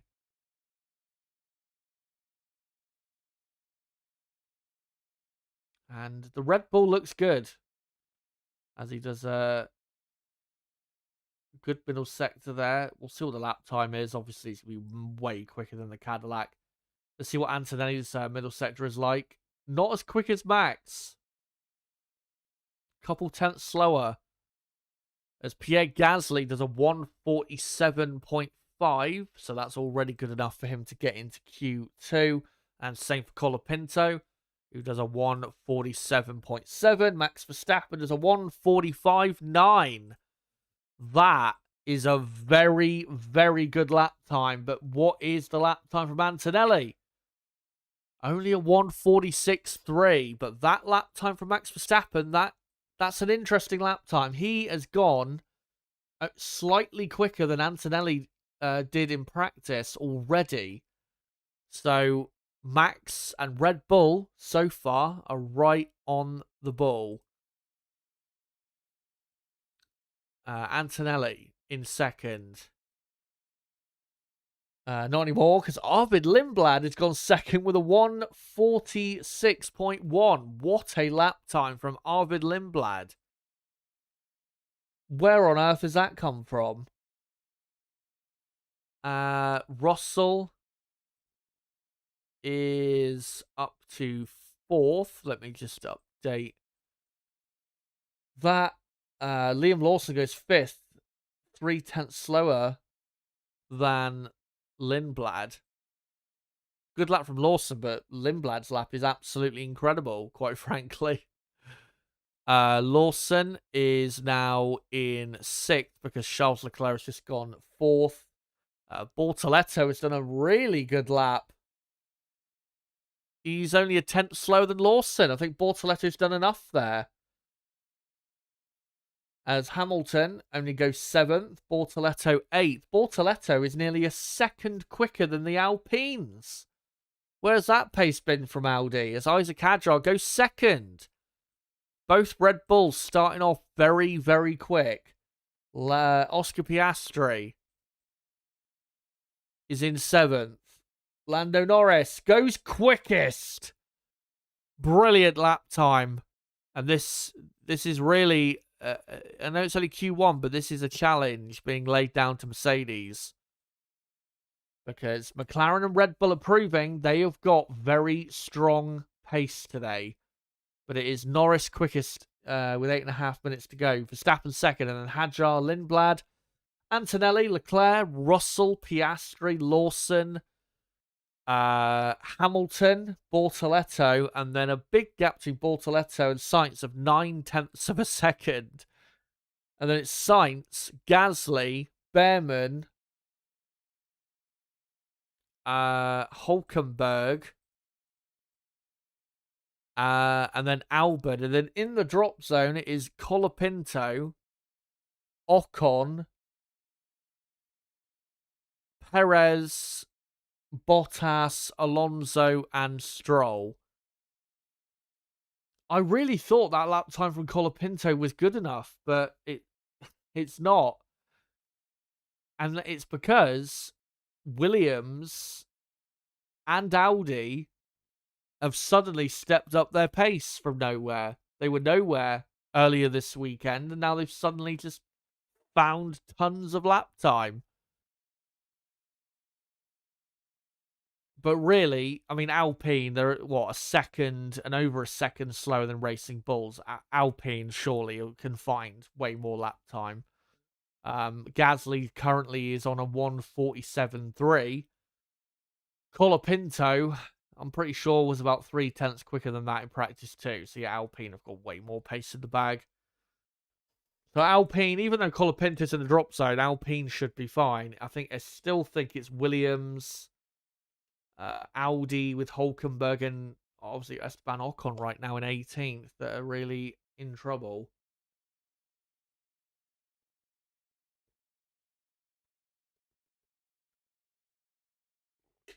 But we've got 6.5 minutes to decide who will make Q2. But everyone from Bortoletto up is through 100%. But yeah, the cutoff time definitely is a lot quicker than I expected, and that's because again, Williams and Audi have improved a lot in lap time, especially Audi. I mean, Bortoletto is almost right in there with Piastri and Russell. He's only 10.5 off Piastri. Is Bortoletto, so yeah, really good improvement. Good to see. But yeah, Colapinto is currently on a 1:47.7. So the cut-off lap time will probably be, I'd imagine, a 1:47.3, I think.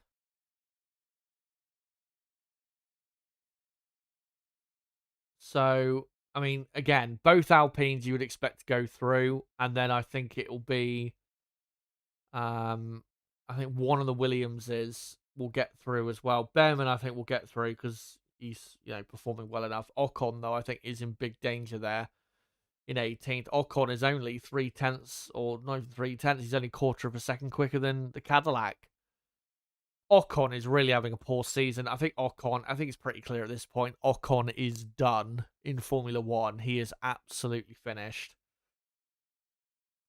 Be interesting to see, though, with Ocon, what he does after Formula One, whether he just retires or he goes and does WEC. Because if he wanted to go and do WEC, which is World Endurance Championship, obviously, he would be very well sought after. It'd be probably... Would he be the best driver in that series? Arguably, yeah. He'd be one of the best. So we'll see what happens with Ocon. But I wouldn't be surprised, to be honest, if he just calls it quits. Because, he's probably earned enough money now where he can just retire and maybe just do some work for French TV or something. And live a life of luxury. He's had a great career, though, Ocon. One race win, few podiums, and if you look at the cars he's driven, I don't think you can really say he could have done more.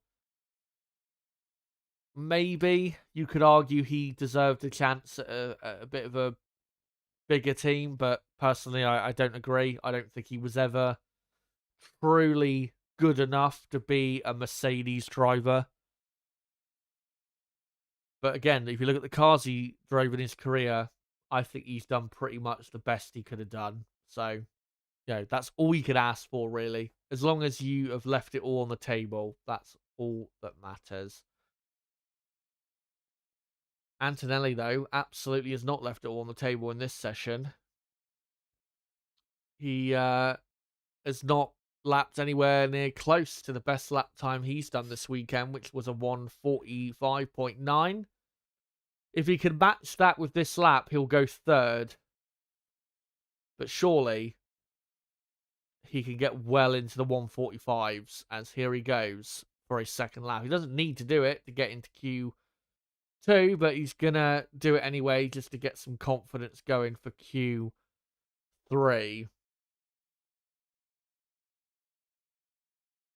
And he's a quarter of a second up on Norris after the first sector. The Mercedes very strong. As all wiggle through turn 5, I think that is. The corner just after Leclerc. That would have cost him a tenth or so. As they're showing us the mini sectors, thankfully. And he is nearly 2/10 off fastest lap, but he gained quite a bit down to Pouin. But yeah, this lap looks like it's going to put him at the minute probably in third. Unless he aces these final few corners before the middle sector time beam. Yeah, this is not a good lap. He's now 3/4 of a second off the pace. So yeah, Antonelli, this is a waste of a lap, really. George Russell is improving. He's only a tenth slower than his teammate at the minute. Carlos Sainz is on a decent lap. I'm not sure if it's going to be good enough to get him into Q2, but it's decent enough. It's going to be close, no doubt, as Antonelli stays 5th, but goes down now to 6th because Russell goes 4th. But we're focused on who will make it through from Q1. Will it be Carlos Sainz? Stays 12th, improves by about 4/10. I think that's good enough. A 1:47.0. Lindblad stays 5th. Lawson stays 9th. Racing Bulls were already through anyway. Esteban Ocon goes 18th. He is out. Not really a surprise. Oliver Behrman, his teammate, goes 13th. Leclerc goes up to 6th. Valtteri Bottas has gone ahead of Sergio Perez. As Albon goes 14th. Alpine currently 15th and 17th. Surely they can improve on that. As Oscar Piastri stays 8th. Hulkenberg in 16th. Comes to the line. Goes 12th. That is surely good enough. It's a checkered flag now falls. These are the final laps. Hamilton up to 4th. Pierre Gasly, purple final sector, and goes 12th. He's through. Colapinto, 13th. As Lance Stroll goes 22nd. So it's Albon by 7/1000ths of a second. A James Bond of a second. He has missed out on Q2. Along with the others, as stated. But let's go through. Now Q1 is over. Let's go through the drivers who've made it through to Q2. Lando Norris, Max Verstappen, Isaac Hadjar, Lewis Hamilton, George Russell, Arvid Lindblad, Charles Leclerc, Kimi Antonelli, Oscar Piastri, Liam Lawson, Gabriel Bortoletto, Pierre Gasly, Franco Colapinto, Nico Hulkenberg, Carlos Sainz, and Oliver Behrman. And knocked out in Q1, Alex Albon, Esteban Ocon, Valtteri Bottas, Sergio Perez, Fernando Alonso, and Lance Stroll. Aston Martin, by the way, the best lap time they did in that session was a 1:50.0. We're talking about 1:45s and 6s and 7s. They're 1:50. And if pole position is a late 1:44, which I think it very well could be, they are going to be over 5 seconds off pole. So, yeah, really not good. Really, really not good. Not even able to get under 1:50. What an embarrassment. Also, not Oliver Behrman, Esteban Ocon, poor performance. He was 7/10 of a second slower than Behrman in Q1. Come on. 7/10. That's just ridiculous. Not only that, Ocon, we know, is good at this track. He's had many great performances here. He was third in qualifying here in 2018 in the wet. Got sixth in the race. Finished fifth here in 2020. Was, I think, 8th or 7th in 2022. So he's had some good results here. But yeah, 18th, 7/10 off the pace of Behrman. He's done. He is so unbelievably done. In terms of who's going to replace him, that is up for debate. We've got, Rafa Camara in F2 as a possibility. You got Yuki Tsunoda still out there trying to find his way back in. Liam Lawson, I think, is a potential because there are rumours that Lawson might be forced out to get Nicholas Solov into the Racing Bulls. Solov is doing very well in F2 and is part of the Red Bull Driver Academy. So we'll see who replaces him. But yeah, Ocon is done. 100 million %.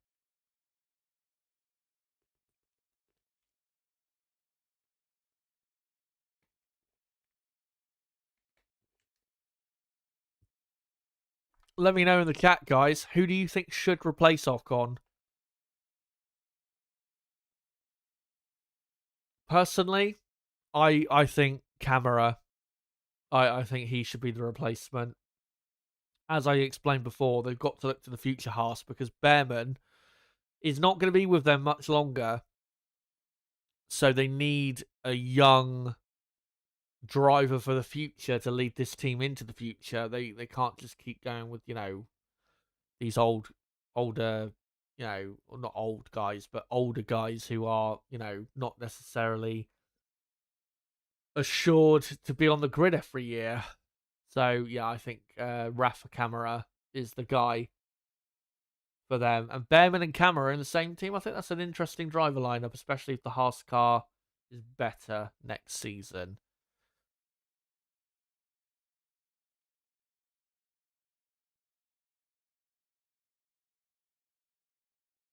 But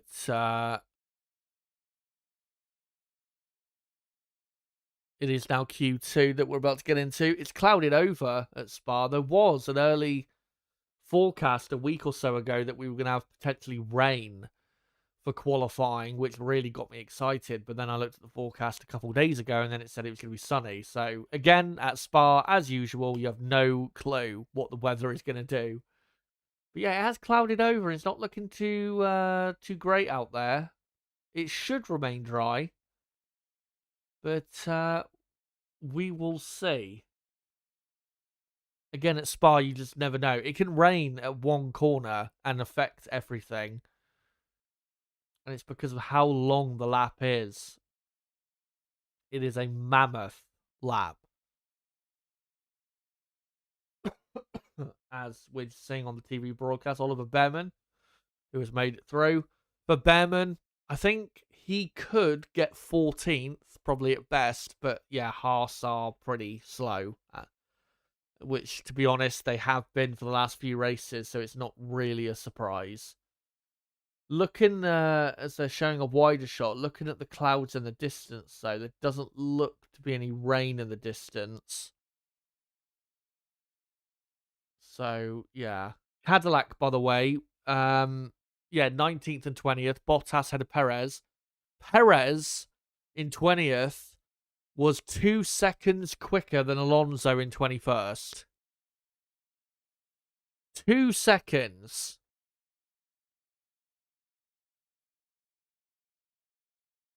You just cannot believe it, can you? But it's all about Q2 now, and who will we knock out next? Really, it's between the two Racing Bulls, the two Alpines, and the Audi of Bortoletto, if he can keep up what he did in not in practice, in Q1. Hulkenberg, Sainz, and Behrman, I'm pretty confident will get knocked out because Sainz and Behrman's cars are too slow, and Hulkenberg's been clearly slower than Bortoleto all weekend.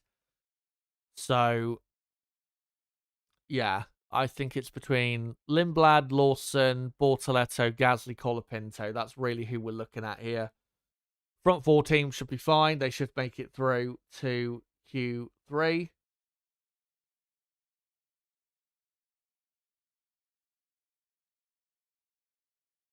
As Q2 has now begun. I'll sync up the timer at the 14-minute mark, which is in 25 seconds.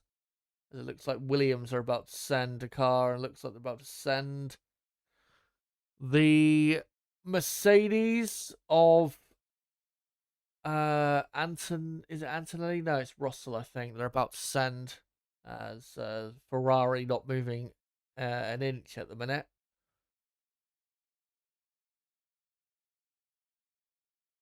There you go, 14 minutes to go.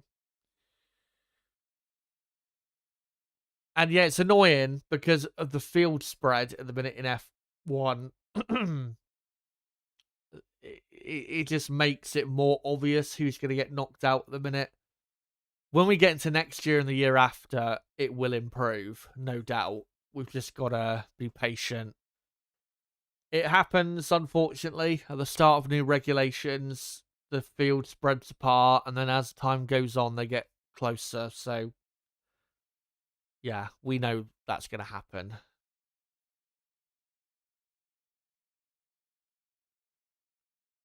As first car on track is Gasly, I think, and then Antonelli, followed by teammate Russell.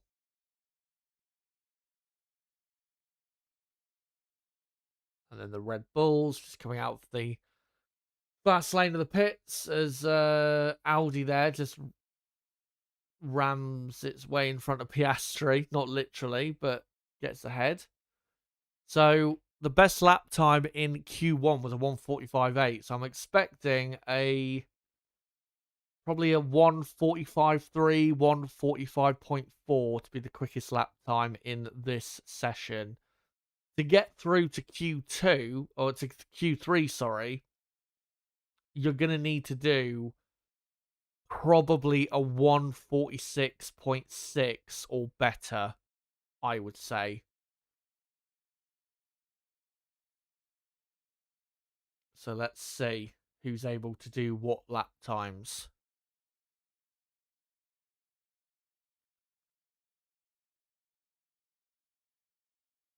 As Antonelli just continuing on his outlap. And not too far behind is Russell. About 10 seconds behind. And the Racing Bulls not too far behind him. Not sure who it is. It's one of the Racing Bull cars. As Russell, a man who on track won this race 2 years ago, but then was disqualified. Which is a shame because in terms of the drive he put in, he was absolutely brilliant in that race. And you know, the thing that caused him to get disqualified, it didn't gain him that much lap time over the race itself. He deserved to be disqualified. He broke the rules, or not he, but you know, the car broke the rules. But he didn't gain as much time that people claim. He only gained probably, I think it was like a couple seconds from the I think lack of tread on the tires that cost him. As Antonelli does a 30.1 for the first sector, which is a couple tenths quicker than Russell. Mercedes do tend to use fresh tyres for the start of each session. Some teams will use older tyres. Ferrari do it quite often. McLaren sometimes do it, where they'll use older tyres at the start of Q2 just to save a set. As Antonelli down into the Fagnes chicane.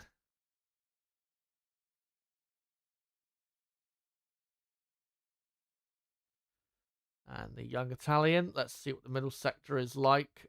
It's 1 minute 16.8. And we'll see what Russell is like through the middle sector. One thing I was about to say is, of course, Antonelli Italian. And yeah, Antonelli 2/10 quicker still than Russell.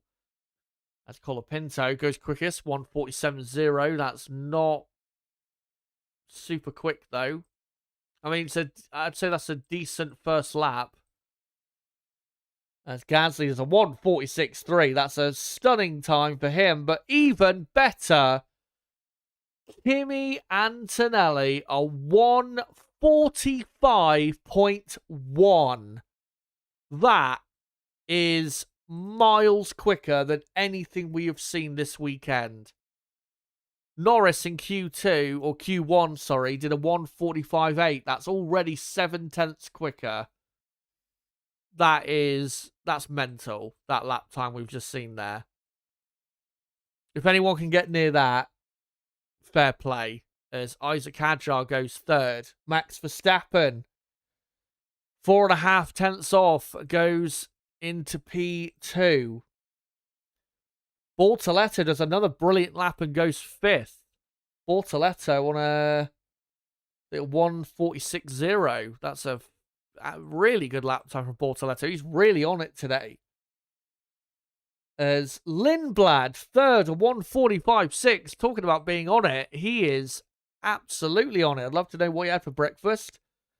As Lawson goes eighth and over half a second slower. What is Lindblad on today? As Norris goes second, but still 3/10 off. Antonelli, he has done a stunner of a lap there. Leclerc now goes second, but still quite a bit off. Hamilton fourth. As Hulkenberg only 13th. Not really a surprise there. But Leclerc still 1/4 of a second away. Really good lap from Leclerc, but that lap from Antonelli is out of this universe. For Q2, I was expecting that to potentially be the pole position time. And he's gone and done it in his first run of Q2. Makes you think what he could do in Q3. Antonelli, just on a different level, as Antonelli saying on the radio, balance came together much nicer, clearly. What a lap. So it is currently Antonelli quickest by 1/4 of a second to Leclerc.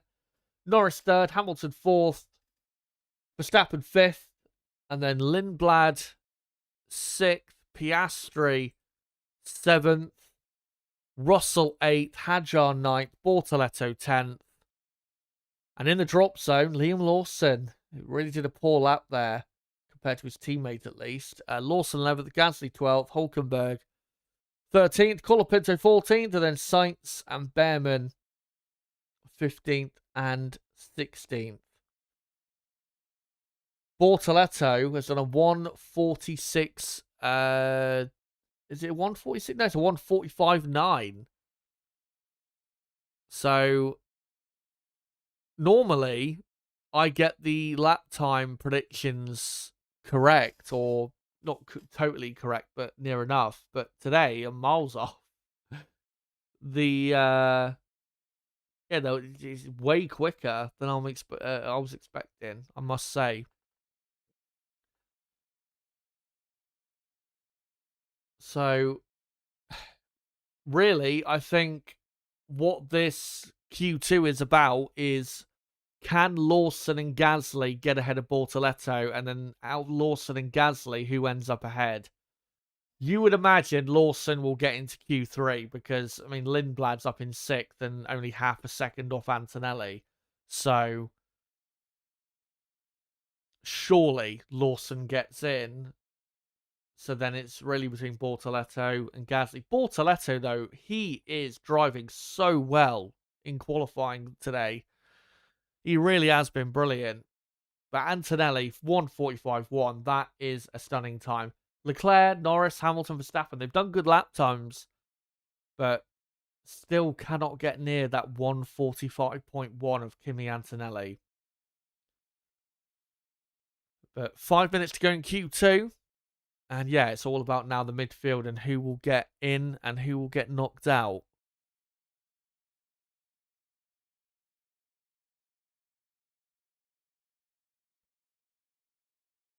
as we have a quick pause in the action as F1 gets back to the pits. Well, now they're in the pits or in the garages, being refueled, fresh tyres fitted.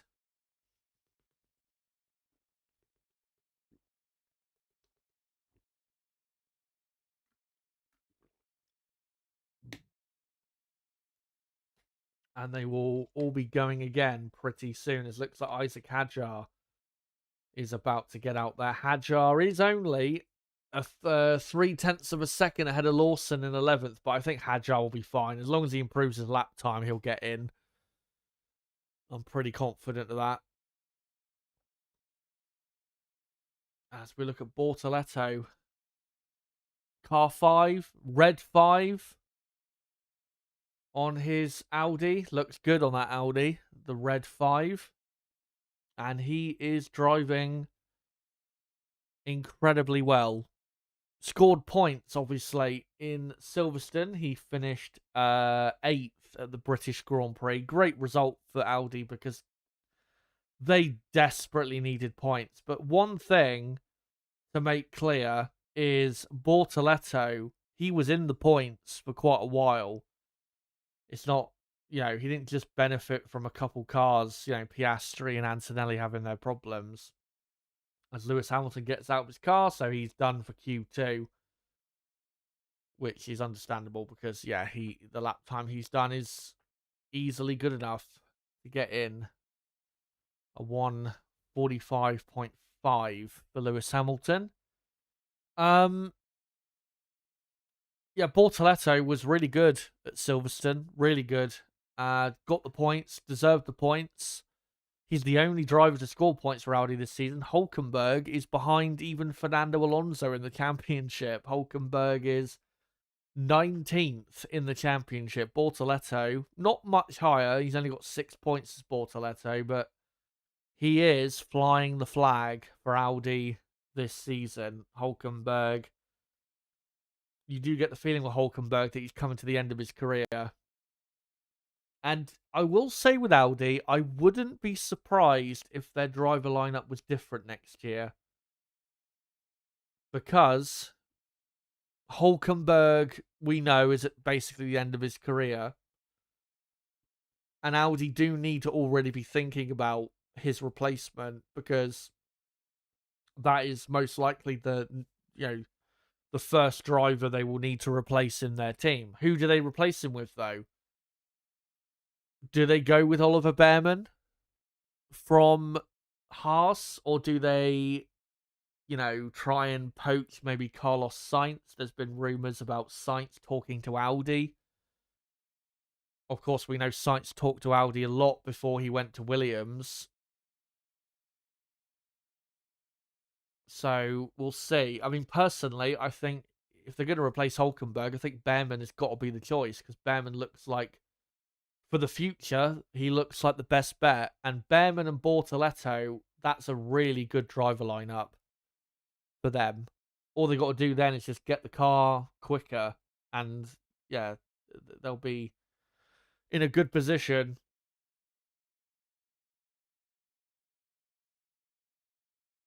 As Isaac Hadjar is on a lap. Hadjar... going through the Fania chicane. He's improving. Like I said, as long as he improves his lap time, he'll be through. He's obviously quick enough in that car. He's only 0.4 off Antonelli after the first 2 sectors. He will probably improve by a couple tenths, I would imagine, for the lap time. Gasly, by the way, is on a lap. But he is not lapping quick enough. He's half a second off the pace of Bortoletto after the first 2 sectors. So Gasly looks like he's out. As Isaac Hadjar comes to the line and stays in 9th. But he improves by, not much. Only half a tenth in the end, but he still should be okay. Gasly, 1:46.3. He's out in 12th place. Colapinto goes up to 13th, so both Alpines are out. As the checkered flag has now fallen. So these are the final laps. Sainz stays 15th. George Russell obviously through. Oliver Behrman stays in 16th. Nothing he can do. The Haas is just too slow. Here is Leclerc, stays in 2nd. It says he started a lap, but the checkered flag has fallen, so that's impossible. Lindblad crosses the line. He's 6th. Where is Bortoleto and Lawson? Hulkenberg goes 14th, so he's out and way over half a second off the pace of his teammate. Here's Bortoleto. Stays in 10th. Lawson just behind. Is knocked out. What a shock. Lawson, who has been so good this season, especially in qualifying, is out in Q2. Bortoleto, Gabriel Bortoleto, what a job he's done. And he has somehow dragged that car into the top 10. I have no idea how he's done it, but he has. What a lap earlier on from Gabriel Bortoleto. But that, guys, is Q2 over and done with. Let's go through the drivers who have made it through to the top 10 shootout. Kimi Antonelli, Charles Leclerc, Lando Norris, Lewis Hamilton, Max Verstappen, Arvid Lindblad, Oscar Piastri, George Russell, Isaac Hadjar, and Gabriel Bortoleto. And knocked out in Q2, Liam Lawson, Pierre Gasly, Franco Colapinto, Nico Hulkenberg, Carlos Sainz, and Oliver Behrman. And Q3 will be underway in, 3 or 4 minutes from now? And yeah, obviously it is the top 10 shootout. Hulkenberg, poor effort from him. He was 0.6 slower than Bortoleto. That is just, nowhere near good enough. He should be 12th, really, ahead of the Alpines. Lawson, not good enough. Over half a second behind Lindblad. Yeah, just nowhere near good enough. Lindblad, though, is having a really great weekend. He really looks phenomenally quick in that car. But yeah, Lawson and Hulkenberg, the two that you really should be looking at in terms of doing better. Lawson should have got into Q3, and Hulkenberg should have been really on the 6th row of the grid, which would have been obviously 11th or 12th. Rooks saying in the chat, Audi needs some experience in the team. I'd go for Sainz personally, as they are a new team. I think you are right. They do need experience, but fundamentally, I think there's a couple things we need to remember. One, fundamentally, they just need a faster car. Having an experienced driver, I don't think will make a massive difference to that. I mean, having more experienced drivers, it does help with when it comes to feedback in terms of, understanding truly where the car needs to improve. That does help. It has been proven to help, and it does help. But generally, they need to improve the pace of their car much more than where they are at currently. But also, what's this? Nico Hulkenberg, and the start of Q3 has been delayed. Hulkenberg's car has broken down on the approach to turn 10, which is Pouhon. It's just before the corner, actually. His car is broken down, and then they're trying to wheel it beyond the barrier. So he was slowing down to the left-hand side. Oh, they told him on the radio that they have a hydraulic leak, and they told him to stop the car. So there you go. More reliability issues there for Audi. But, yeah. So we'll see when we get underway. It shouldn't be that long of a delay, though. They've got it behind the barriers now, so it's only going to be probably a minute or two delay. But also, one thing we do need to remember is experienced drivers do help with new teams like Cadillac. That's why Cadillac have got Bottas and Perez. Two drivers who've been in Formula One for, Perez 15 years and Bottas, 13? Audi, though, they have still kept over quite a bit of staff from Sauber when they were Sauber, and also there are people there who have worked for other F1 teams. Obviously, Mattia Binotto. You know, they've got quite a bit of experienced F1 staff, so I don't think the experience factor matters as much as it does at Cadillac. If Audi were a complete new team and they didn't take over Sauber, I think 100% you would be right, and I'd be with you in saying that, yeah, Sainz should be the option. But I personally think Behrman long term is going to be better than what, you know, than say Sainz. Carlos Sainz is still performing at a really high level. I think Sainz has had a great season in what is a absolutely rubbish car that he's driving. But I think Carlos Sainz, in terms of results, his best days are behind him.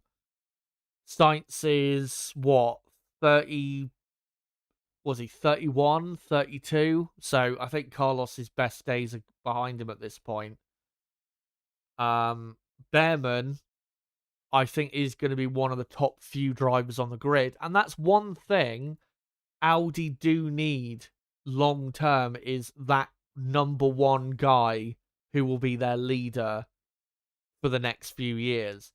Bortoleto I like, but I don't think he's good enough to the point where he's like a clear number one, this is our guy, this is the guy who's going to lead us to world championships type guy. I'm not saying necessarily Behrman is like clearly on that level of like a Verstappen or a Hamilton, or I'm not saying that, but I think Behrman is a bigger talent than Bortoleto. And I just think long term, if you've got the chance to sign Behrman, I just think you go for him rather than you go for Carlos Sainz. Or maybe why not sign both of them, Behrman and Sainz? You know, they could do that.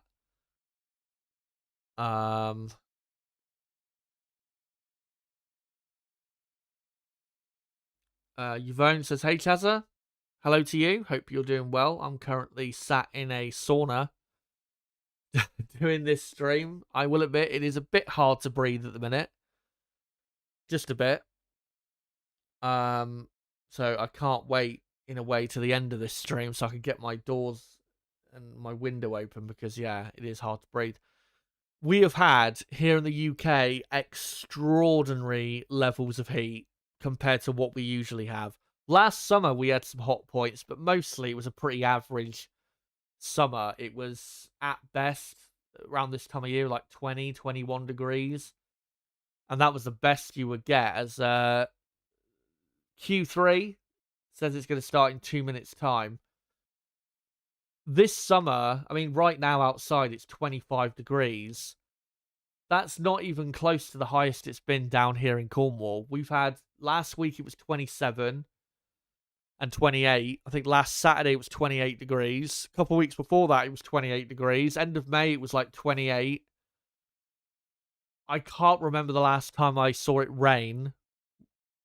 I think we've had barely any rain for like the last 6 weeks. Like maybe a couple bits of drizzle, or maybe a very light rain shower for like a few minutes. That's the most we've had in 6 weeks, which again, for this country, is, especially down here in Cornwall where it's a bit more rougher with the wind and that, it is just incredible. And we've still got another week at least of this, you know, sun every day and still 25 degrees plus. I know people from other countries will be listening to that and thinking, what a joke. I'm currently, you know, in whatever country or whatever state in America and it's 30 plus and whatever. But if you live in the UK, you'll completely get what I mean by that, because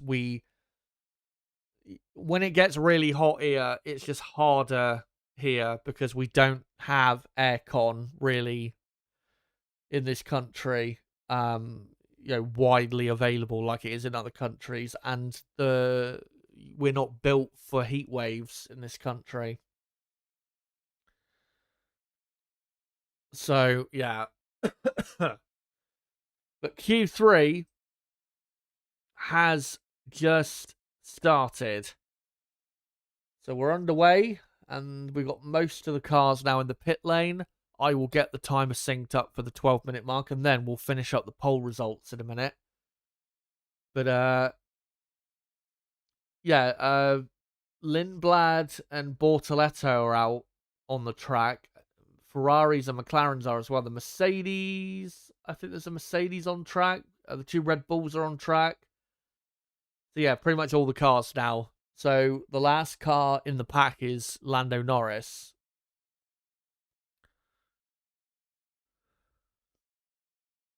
And he's actually stopped in the fast lane, but that's just because he's giving space. Thing is, though, here at Spa, you don't want to be too far away from the car ahead because a slipstream does give you an extra couple tenths. That could be the difference between pole and maybe 3rd or 4th on the grid. As we're looking at Isaac Hadjar. Just exiting the Fania chicane. Max Verstappen is now just entering the Fania chicane.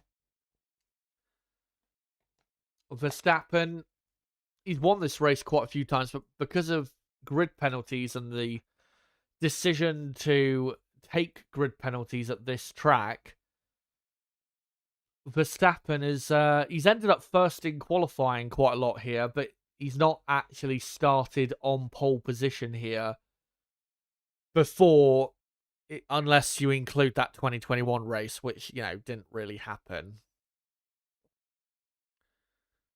As Isaac Hadjar starts his lap, but let me just quickly finish up this poll in the chat. And I asked you guys, who will take pole position today at Spa? 764 votes. Thank you all for voting.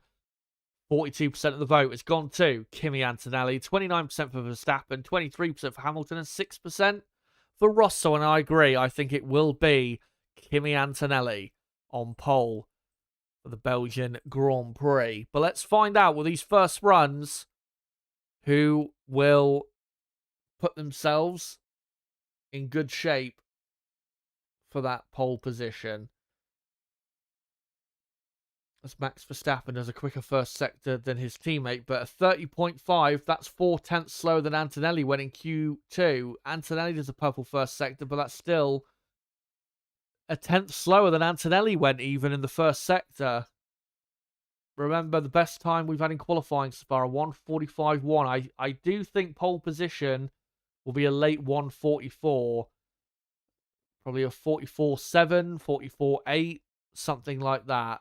So keep your eye on that as Isaac Hadjar backs off, and presumably he's now going to provide a tow to Verstappen from the exit of 2nd Stavelot all the way through Blanchemont and then up to the bus stop. And yep, that's what he's going to do. As Antonelli, what's his middle sector looking like? It's not as good as Verstappen, interestingly. So Antonelli is not on as quick of a lap as he was before. As Verstappen passes Hadjar. What's the lap time for Verstappen? Is he putting himself right in the mix for pole? To the line he comes. Oh, yes, he is. A 1:44.9. What a lap. But it's still not good enough because Antonelli goes quickest with a 1:44.8. Only a tenth and a half separating the two. Russell, 1:45.1. He goes 3rd. Lindblad, 1:46.0. Goes 4th. Here comes Leclerc. Goes 2nd. What a lap by Leclerc. What can Bortoletto? He goes 6th. Behind Lindblad. Piastri, only 5th. Lewis Hamilton, 4th. Lando Norris has done a purple middle sector, and he's gone on to pole. A 1:44.801. And he is on provisional pole. Of course, he's got a 10th place penalty, so he won't start on pole. But wow, have we got a proper Q3 here from Norris on pole to Hamilton 5th. It is just a quarter of a second separating the top 5. And we could have 4 different teams potentially on pole position. This is what it's all about. And this final lap coming up in a few minutes, this is going to be really, really exciting. But it's Norris on provisional pole. Again, he won't start on pole if he gets it because he has a 10th place penalty, so the best he can start the race from is 11th. Antonelli is currently 2nd. Leclerc 3rd. What a lap by Leclerc. Verstappen 4th. Hamilton 5th. Russell 6th. Russell just being told where he's losing the time there on the radio. Piastri 7th. 6.5 tenths down. Piastri, he's had again, a few races in a row now of 7th in qualifying and currently in 7th. And honestly, looks like that's where he's going to end up. Just doesn't have the pace right now. And then Lindblad 8th and Bortoletto 9th. Hadjar backed off to give Max the toe. Rooks early in the chat did say that Hadjar, I think, has got a penalty.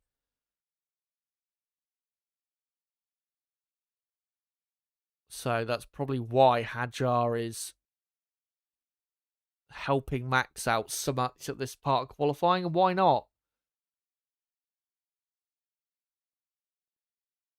As Piastri, we're just seeing coming into the box as red flag.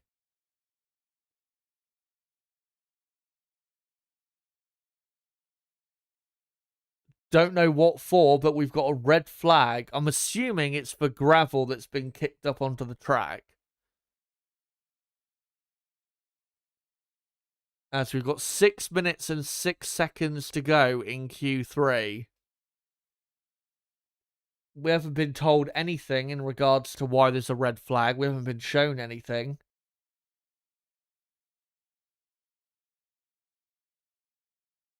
And yeah, just as I thought, it's gravel on the exit of the first Stavolo. And now it's been changed to a yellow flag. So, no idea what's going on out there. But, yeah, the timer has been frozen. So we've got 6 minutes and 6 seconds to go in qualifying. The top 10 is the way it is. So what they're going to do is they're going to quickly sweep the gravel off the track and then the timer will start again. But it doesn't affect anything because all the teams have got one final run to go anyway.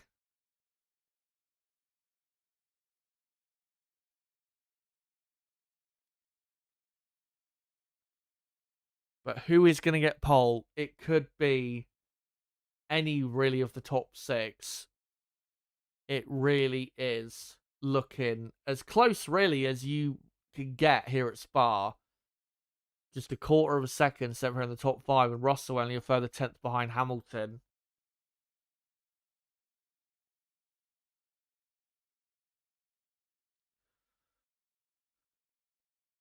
As the crowd packed out. Looks like mostly Ferrari fans in the grandstands, to be honest. As I think they're doing some repair damage to the floor of Lando Norris's McLaren. Slight damage there. Or no, that'll be the McLaren of Piastri, actually, because he was the one who went wide at the Stavolo and put the gravel on the track. So just a quick fix. But we await for a message as to when we'll be getting going again. Yeah, looking at the crowd, it looks like Ferrari fans mostly. There's an Argentinian flag. Not a flag I want to be seeing right now. No disrespect to any Argentinians, but you can understand why. Given what's happened this week,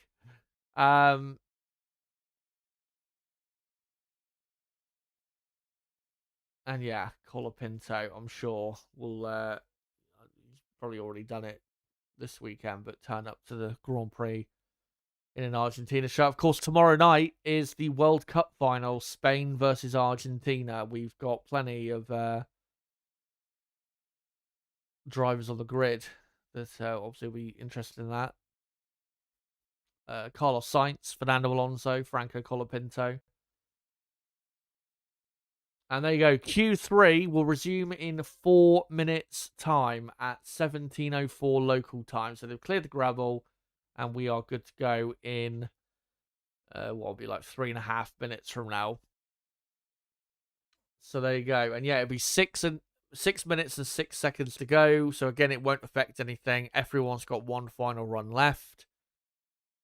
And that's what it's all going to come down to. But remember, if it stays the way it is, Lando Norris will start 11th and Antonelli will be on pole. But he'll have a Ferrari next to him, which I think he even would admit he'd be surprised by, because I don't think anyone really had Ferrari after the way they looked in practice. I don't think anyone had Ferrari being even in the top 3 on the grid. So it'd be, if Ferrari can be 2nd and 4th on the grid with Lando's penalty, that would be a fantastic result. It really would. And that would put them right in play to win the race tomorrow. 100%.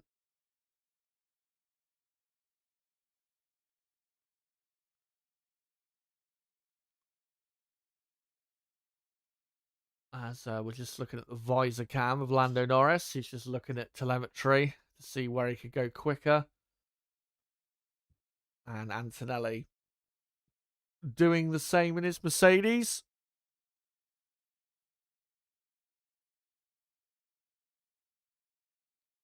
And looking at the track dominance thing they're showing on the broadcast. Down the straights, that's where the Mercedes is better. But in the corners, that's where McLaren are just slightly better.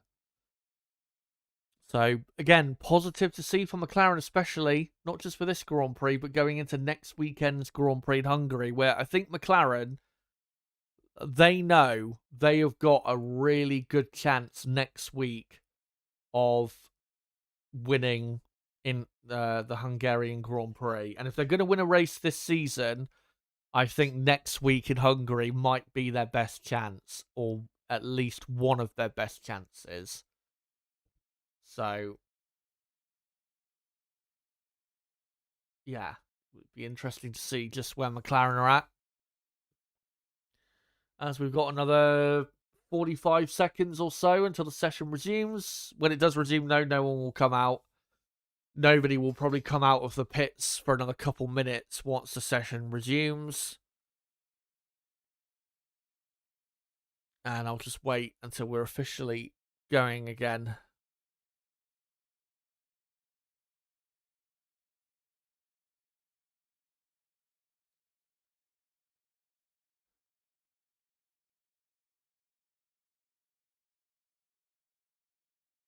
As we're looking at George Russell on the broadcast, looking through his telemetry, he's got a lot to look through because he's still lacking a lot of time to his teammate. 3.5 tenths, or not? Is it 3? No, about 3 tenths rather. But still, 3 tenths is quite a bit. There you go. Session has resumed. And there you go. We have 6 minutes to go in qualifying.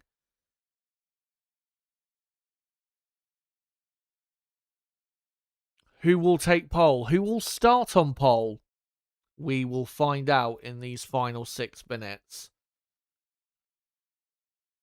As we're looking at Lewis Hamilton in the garage, Hamilton will be a bit miffed that Leclerc has done exactly what he did at Silverstone and suddenly showed strong pace right when it mattered, even though he looked miles off it in practice. But that lap time of Leclerc, it shows Hamilton that he could get pole. So surely that gives Hamilton some level of confidence that actually they could do it. Personally, though, I don't think Antonelli got the best out of his car on that first lap. He did a 1:44.8. Good lap time, but not as good as it could have been. I think Antonelli's got 3 or 4 tenths left to find that he definitely can find, maybe even more.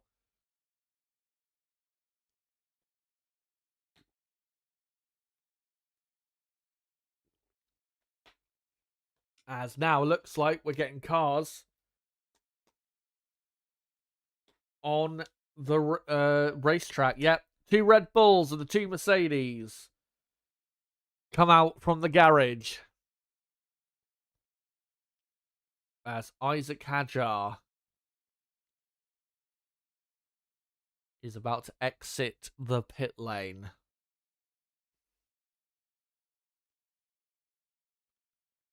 Lando Norris, he's just exited the garage. And here comes 2 Ferrari cars. Lindblad in between the 2 Ferraris and the 2 McLarens. Lindblad, as long as he's 9th on the grid, well, not 9th on the grid, but, 9th in qualifying, then that's a good enough result for him. And then with a couple penalties, 4th row grid spot, that's pretty good for him.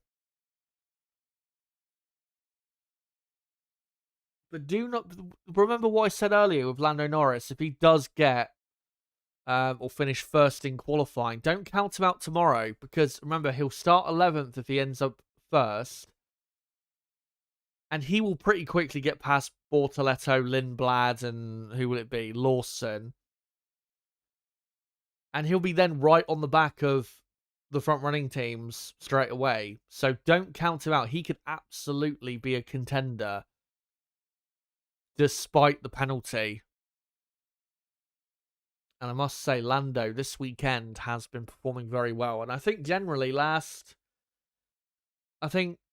maybe not so much in Austria, but most of the last few races, he's been performing pretty well as Lando, the world champion.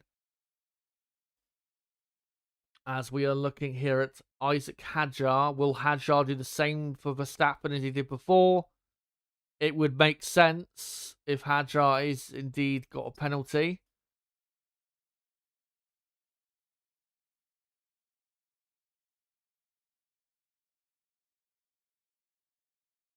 As Hadjar now starts a lap. But to be honest, we don't really want to be looking at Hadjar because he's not going for pole or really even attempting it.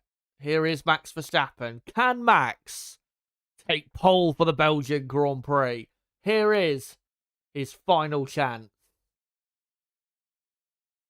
Goes through La Source. Front end just did not want to know when it came to the apex, but the exit was good enough. As he goes through Eau Rouge, which looked sadly very easy. They're actually having to downshift at the minute through Eau Rouge because of the battery situation. Thankfully, we will improve that next year and the year after. Verstappen, though, good first sector, but it needs to be a big improvement, really, in the middle sector. He's going to have a proper chance.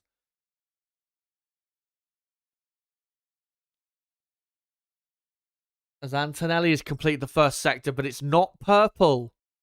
He's improved on what he's done previously in this session, but it's not a purple. Russell did briefly do a purple first sector. Now someone else has done it. As Verstappen into the 2 Stavolos, as Hadjar now is going to provide the slipstream. Verstappen does a purple middle sector. That's exactly what he needed. As he now gets the slipstream from Isaac Hadjar. And Hadjar, he's got to be careful. Max got a bit too close up behind him there. Hopefully that didn't affect Max too much. But Verstappen through the bus stop to the line. And it's pole for now. 1:44.6. But Antonelli with an unbelievable lap. A 1:44.3. He's on provisional pole by 3 tenths. Where did that come from? Russell, only 4th. He's in trouble with that lap, Russell. Here comes Leclerc. Oh, stays 5th. That's a surprise. Lewis Hamilton stays in 6th. Ferrari only on the 3rd row. Arvid Lindblad goes up to 7th. Ahead of Piastri. But here comes Oscar Piastri. Goes back up to 7th. He loves 7th place in qualifying at the minute. And Lando Norris has backed off. So there you go. Kimi Antonelli on pole for the Belgian Grand Prix.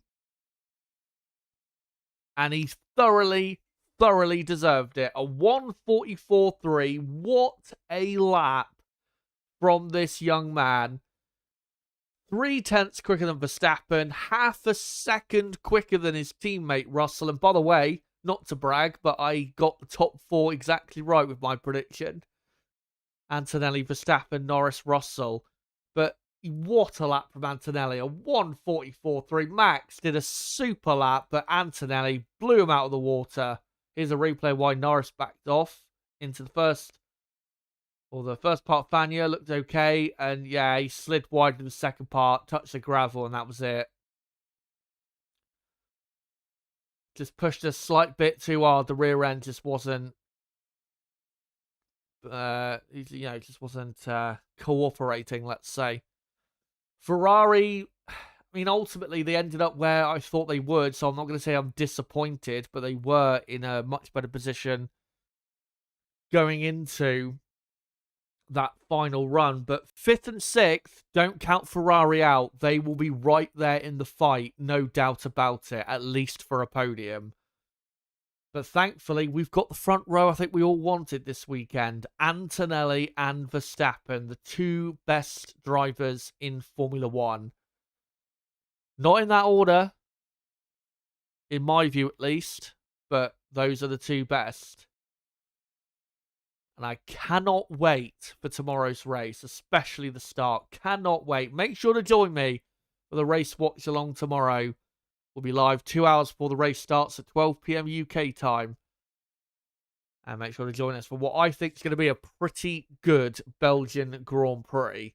And remember, because of Norris's penalty, it will be Antonelli on pole, Verstappen 2nd, Russell 3rd. So not too bad of a position there for Russell. Might be able to get in the slipstream down the camel straight of Antonelli and Verstappen and maybe do something. Leclerc 4th, it will be. Then Hamilton 5th, Piastri 6th, and then Lindblad, Bortoletto 7th and 8th for those 2. But there you go. That is qualifying over and done with. Let's go through who the driver of the day is. For me, it can only be one man. For qualifying at Spa. By the way, G Walker, good to see you, mate. Even though, yeah, you say you're late, no problem. Good to see you. Antonelli, obviously, will be an option. Max Verstappen. Lando Norris.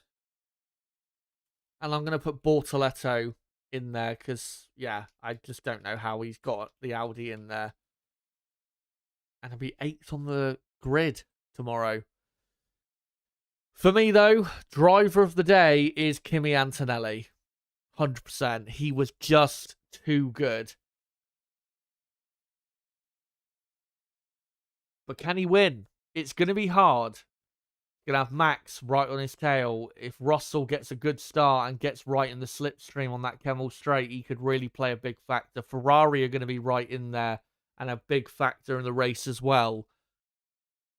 And like I said, don't count out Lando Norris. Even though he'll be 13th on the grid, he'll pretty quickly get through the midfield and then he'll be right there in the fight for a podium. So tomorrow, it's going to be a very exciting one.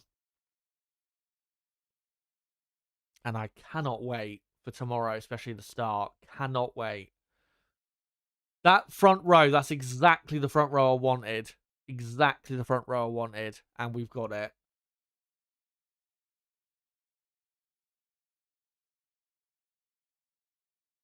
And we'll see just how it ends up. And yeah, good CG Walker, says hi, Jazza. Ferrari saying 4th and 5th Ferrari even. I think, given how they looked in practice, if you offered Ferrari 4th and 5th on the grid, I think they would have took it. And I think they know, in race conditions, they've definitely got a good enough car to be on that podium. Have they got, though, a good enough car to win the race tomorrow? That is the $1 million question that I really cannot wait to find out the answer to tomorrow. They, in terms of track position or grid position, they could absolutely win, but will that pace be there? We'll have to find out. Personally, I think they probably got the pace to finish on the podium, but I'm not sure if they've got enough to win. I think, personally, the win will be between Antonelli and Verstappen, which is really why I'm looking forward to tomorrow, because I think it's going to be a great showdown between two top drivers. And I think this is Max's best chance of getting a race win. On the front row, at probably his best track, and Red Bull look very quick. Would not be surprised if he wins tomorrow's race.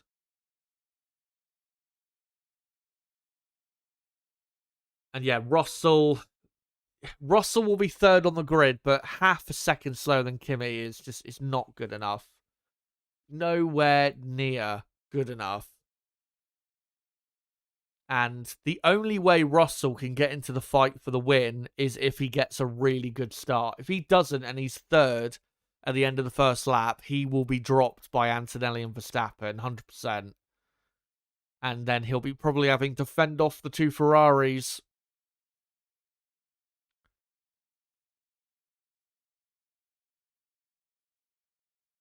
Looney Classic says Ferrari cannot win on merit tomorrow. Yeah, I'd probably agree with that. I think what they need, at least, is Antonelli, Verstappen, and Russell battling and losing time. Because that'll, cook their tyres, and it will allow Ferrari to keep close enough to where, on strategy, they can, start to go to work. But on pure pace, I don't think Ferrari will have quite enough to win. But definitely, I think they've got enough to be on the podium, 100%. And to be honest, if I was to make a prediction now, I think they will get third place, Ferrari. Astro saying Bortoletto is his driver of the day choice, given his machinery and gap teammate. Fair choice. He was brilliant today. He really was. As we've got a pretty close battle in the poll between Antonelli and Verstappen.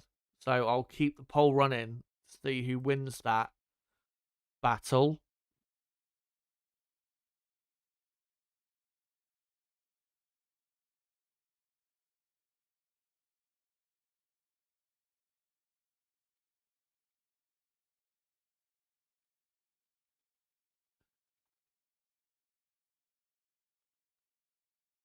Just having a look on Twitter to see if there's any news. How many stops are optimal for tomorrow's race? I'm trying to... Let me just have a look quickly at the Pirelli page. Because I didn't quite see what tyres...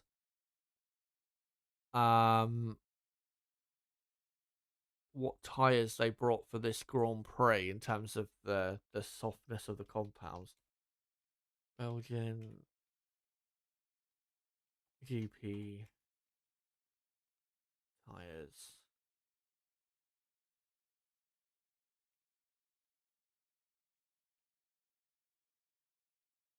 So it's the C4, C3, and C2. I think there's a decent chance we could get a 2-stop race tomorrow. I wouldn't be surprised if some try a 1-stop, but I think given that it's hotter than usual here at Spa, and the softness of the compounds, I think we'll probably get a 2-stop.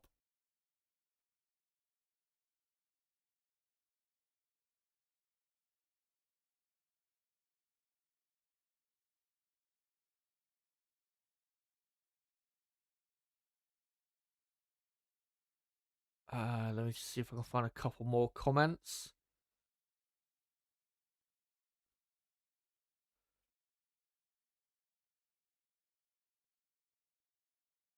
Off-Driz says Ferrari have a 100% chance, big chance of them winning the race. I still think if Antonelli drops a position, he'll overtake the Ferrari.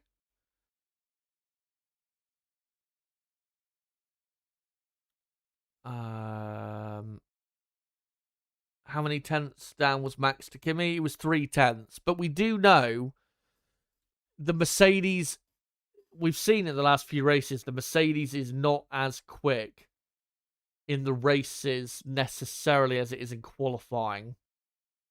I mean, even though they would have won the British Grand Prix and they were, I think, slightly quicker than Ferrari in that race, Mercedes were actually faster in comparison to Ferrari in qualifying, and even Red Bull and the others. So I don't think Antonelli is going to be pulling away from Verstappen at 3/10 a lap tomorrow. I'd be really surprised by that. I think it's going to be a close battle, and I think it's going to be a proper one-on-one battle for the win. But yeah, cannot wait for tomorrow's Grand Prix. Looney Classic says, I think if Kimi leads after 2 laps, then it's his race to lose. Absolutely. The thing is, Verstappen obviously will be desperate to get his first win of the season. You know, how much of a risk is he willing to take fighting Verstappen? Because Max, you know, unless the Red Bull car has a big upgrade in the next month or so, Max is obviously not winning the championship, so he doesn't need to risk his car against drivers that are not in the championship fight. But of course, if Antonelli wins, you know, it's a very much a needed win, and really he does need to win this race tomorrow. Antonelli needs to win more than Max does, but he doesn't need a crash more than Max does. I mean, neither need a crash, but you know what I mean. If Max has a crash, he's not going to be bothered. He's already miserable as it is. But for Antonelli, if he has a crash and Russell then comes through and wins the race, or Hamilton does, then he's in trouble. So, yeah, I really cannot wait for tomorrow. And we're going to see, especially if that Red Bull has got the pace to hang with the Mercedes, with Max in it compared to Kimi and the Mercedes, we're going to see with Kimi, head-to-head, fighting for the win of a Grand Prix, what Kimi is made of up against the best driver in the world.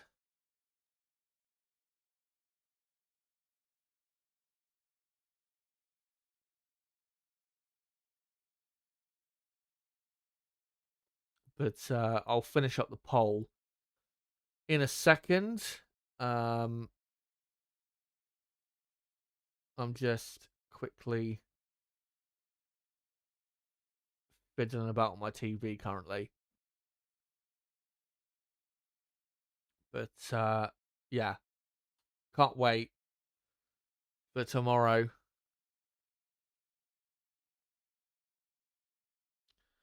But let's, I think what we'll do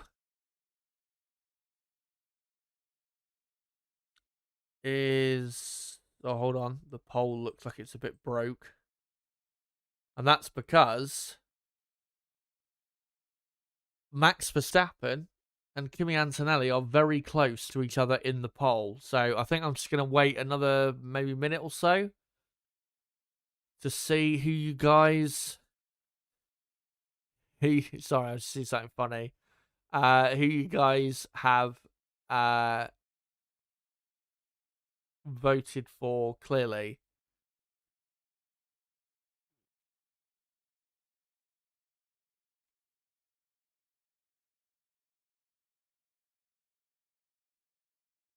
Let's see.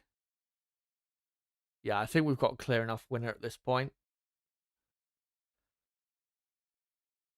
And there you go. 63 votes. Who is your driver of the day for qualifying at Spa? And 48% of the vote has gone to Max Verstappen. I can understand why. It was a great performance by Max to get onto the front row.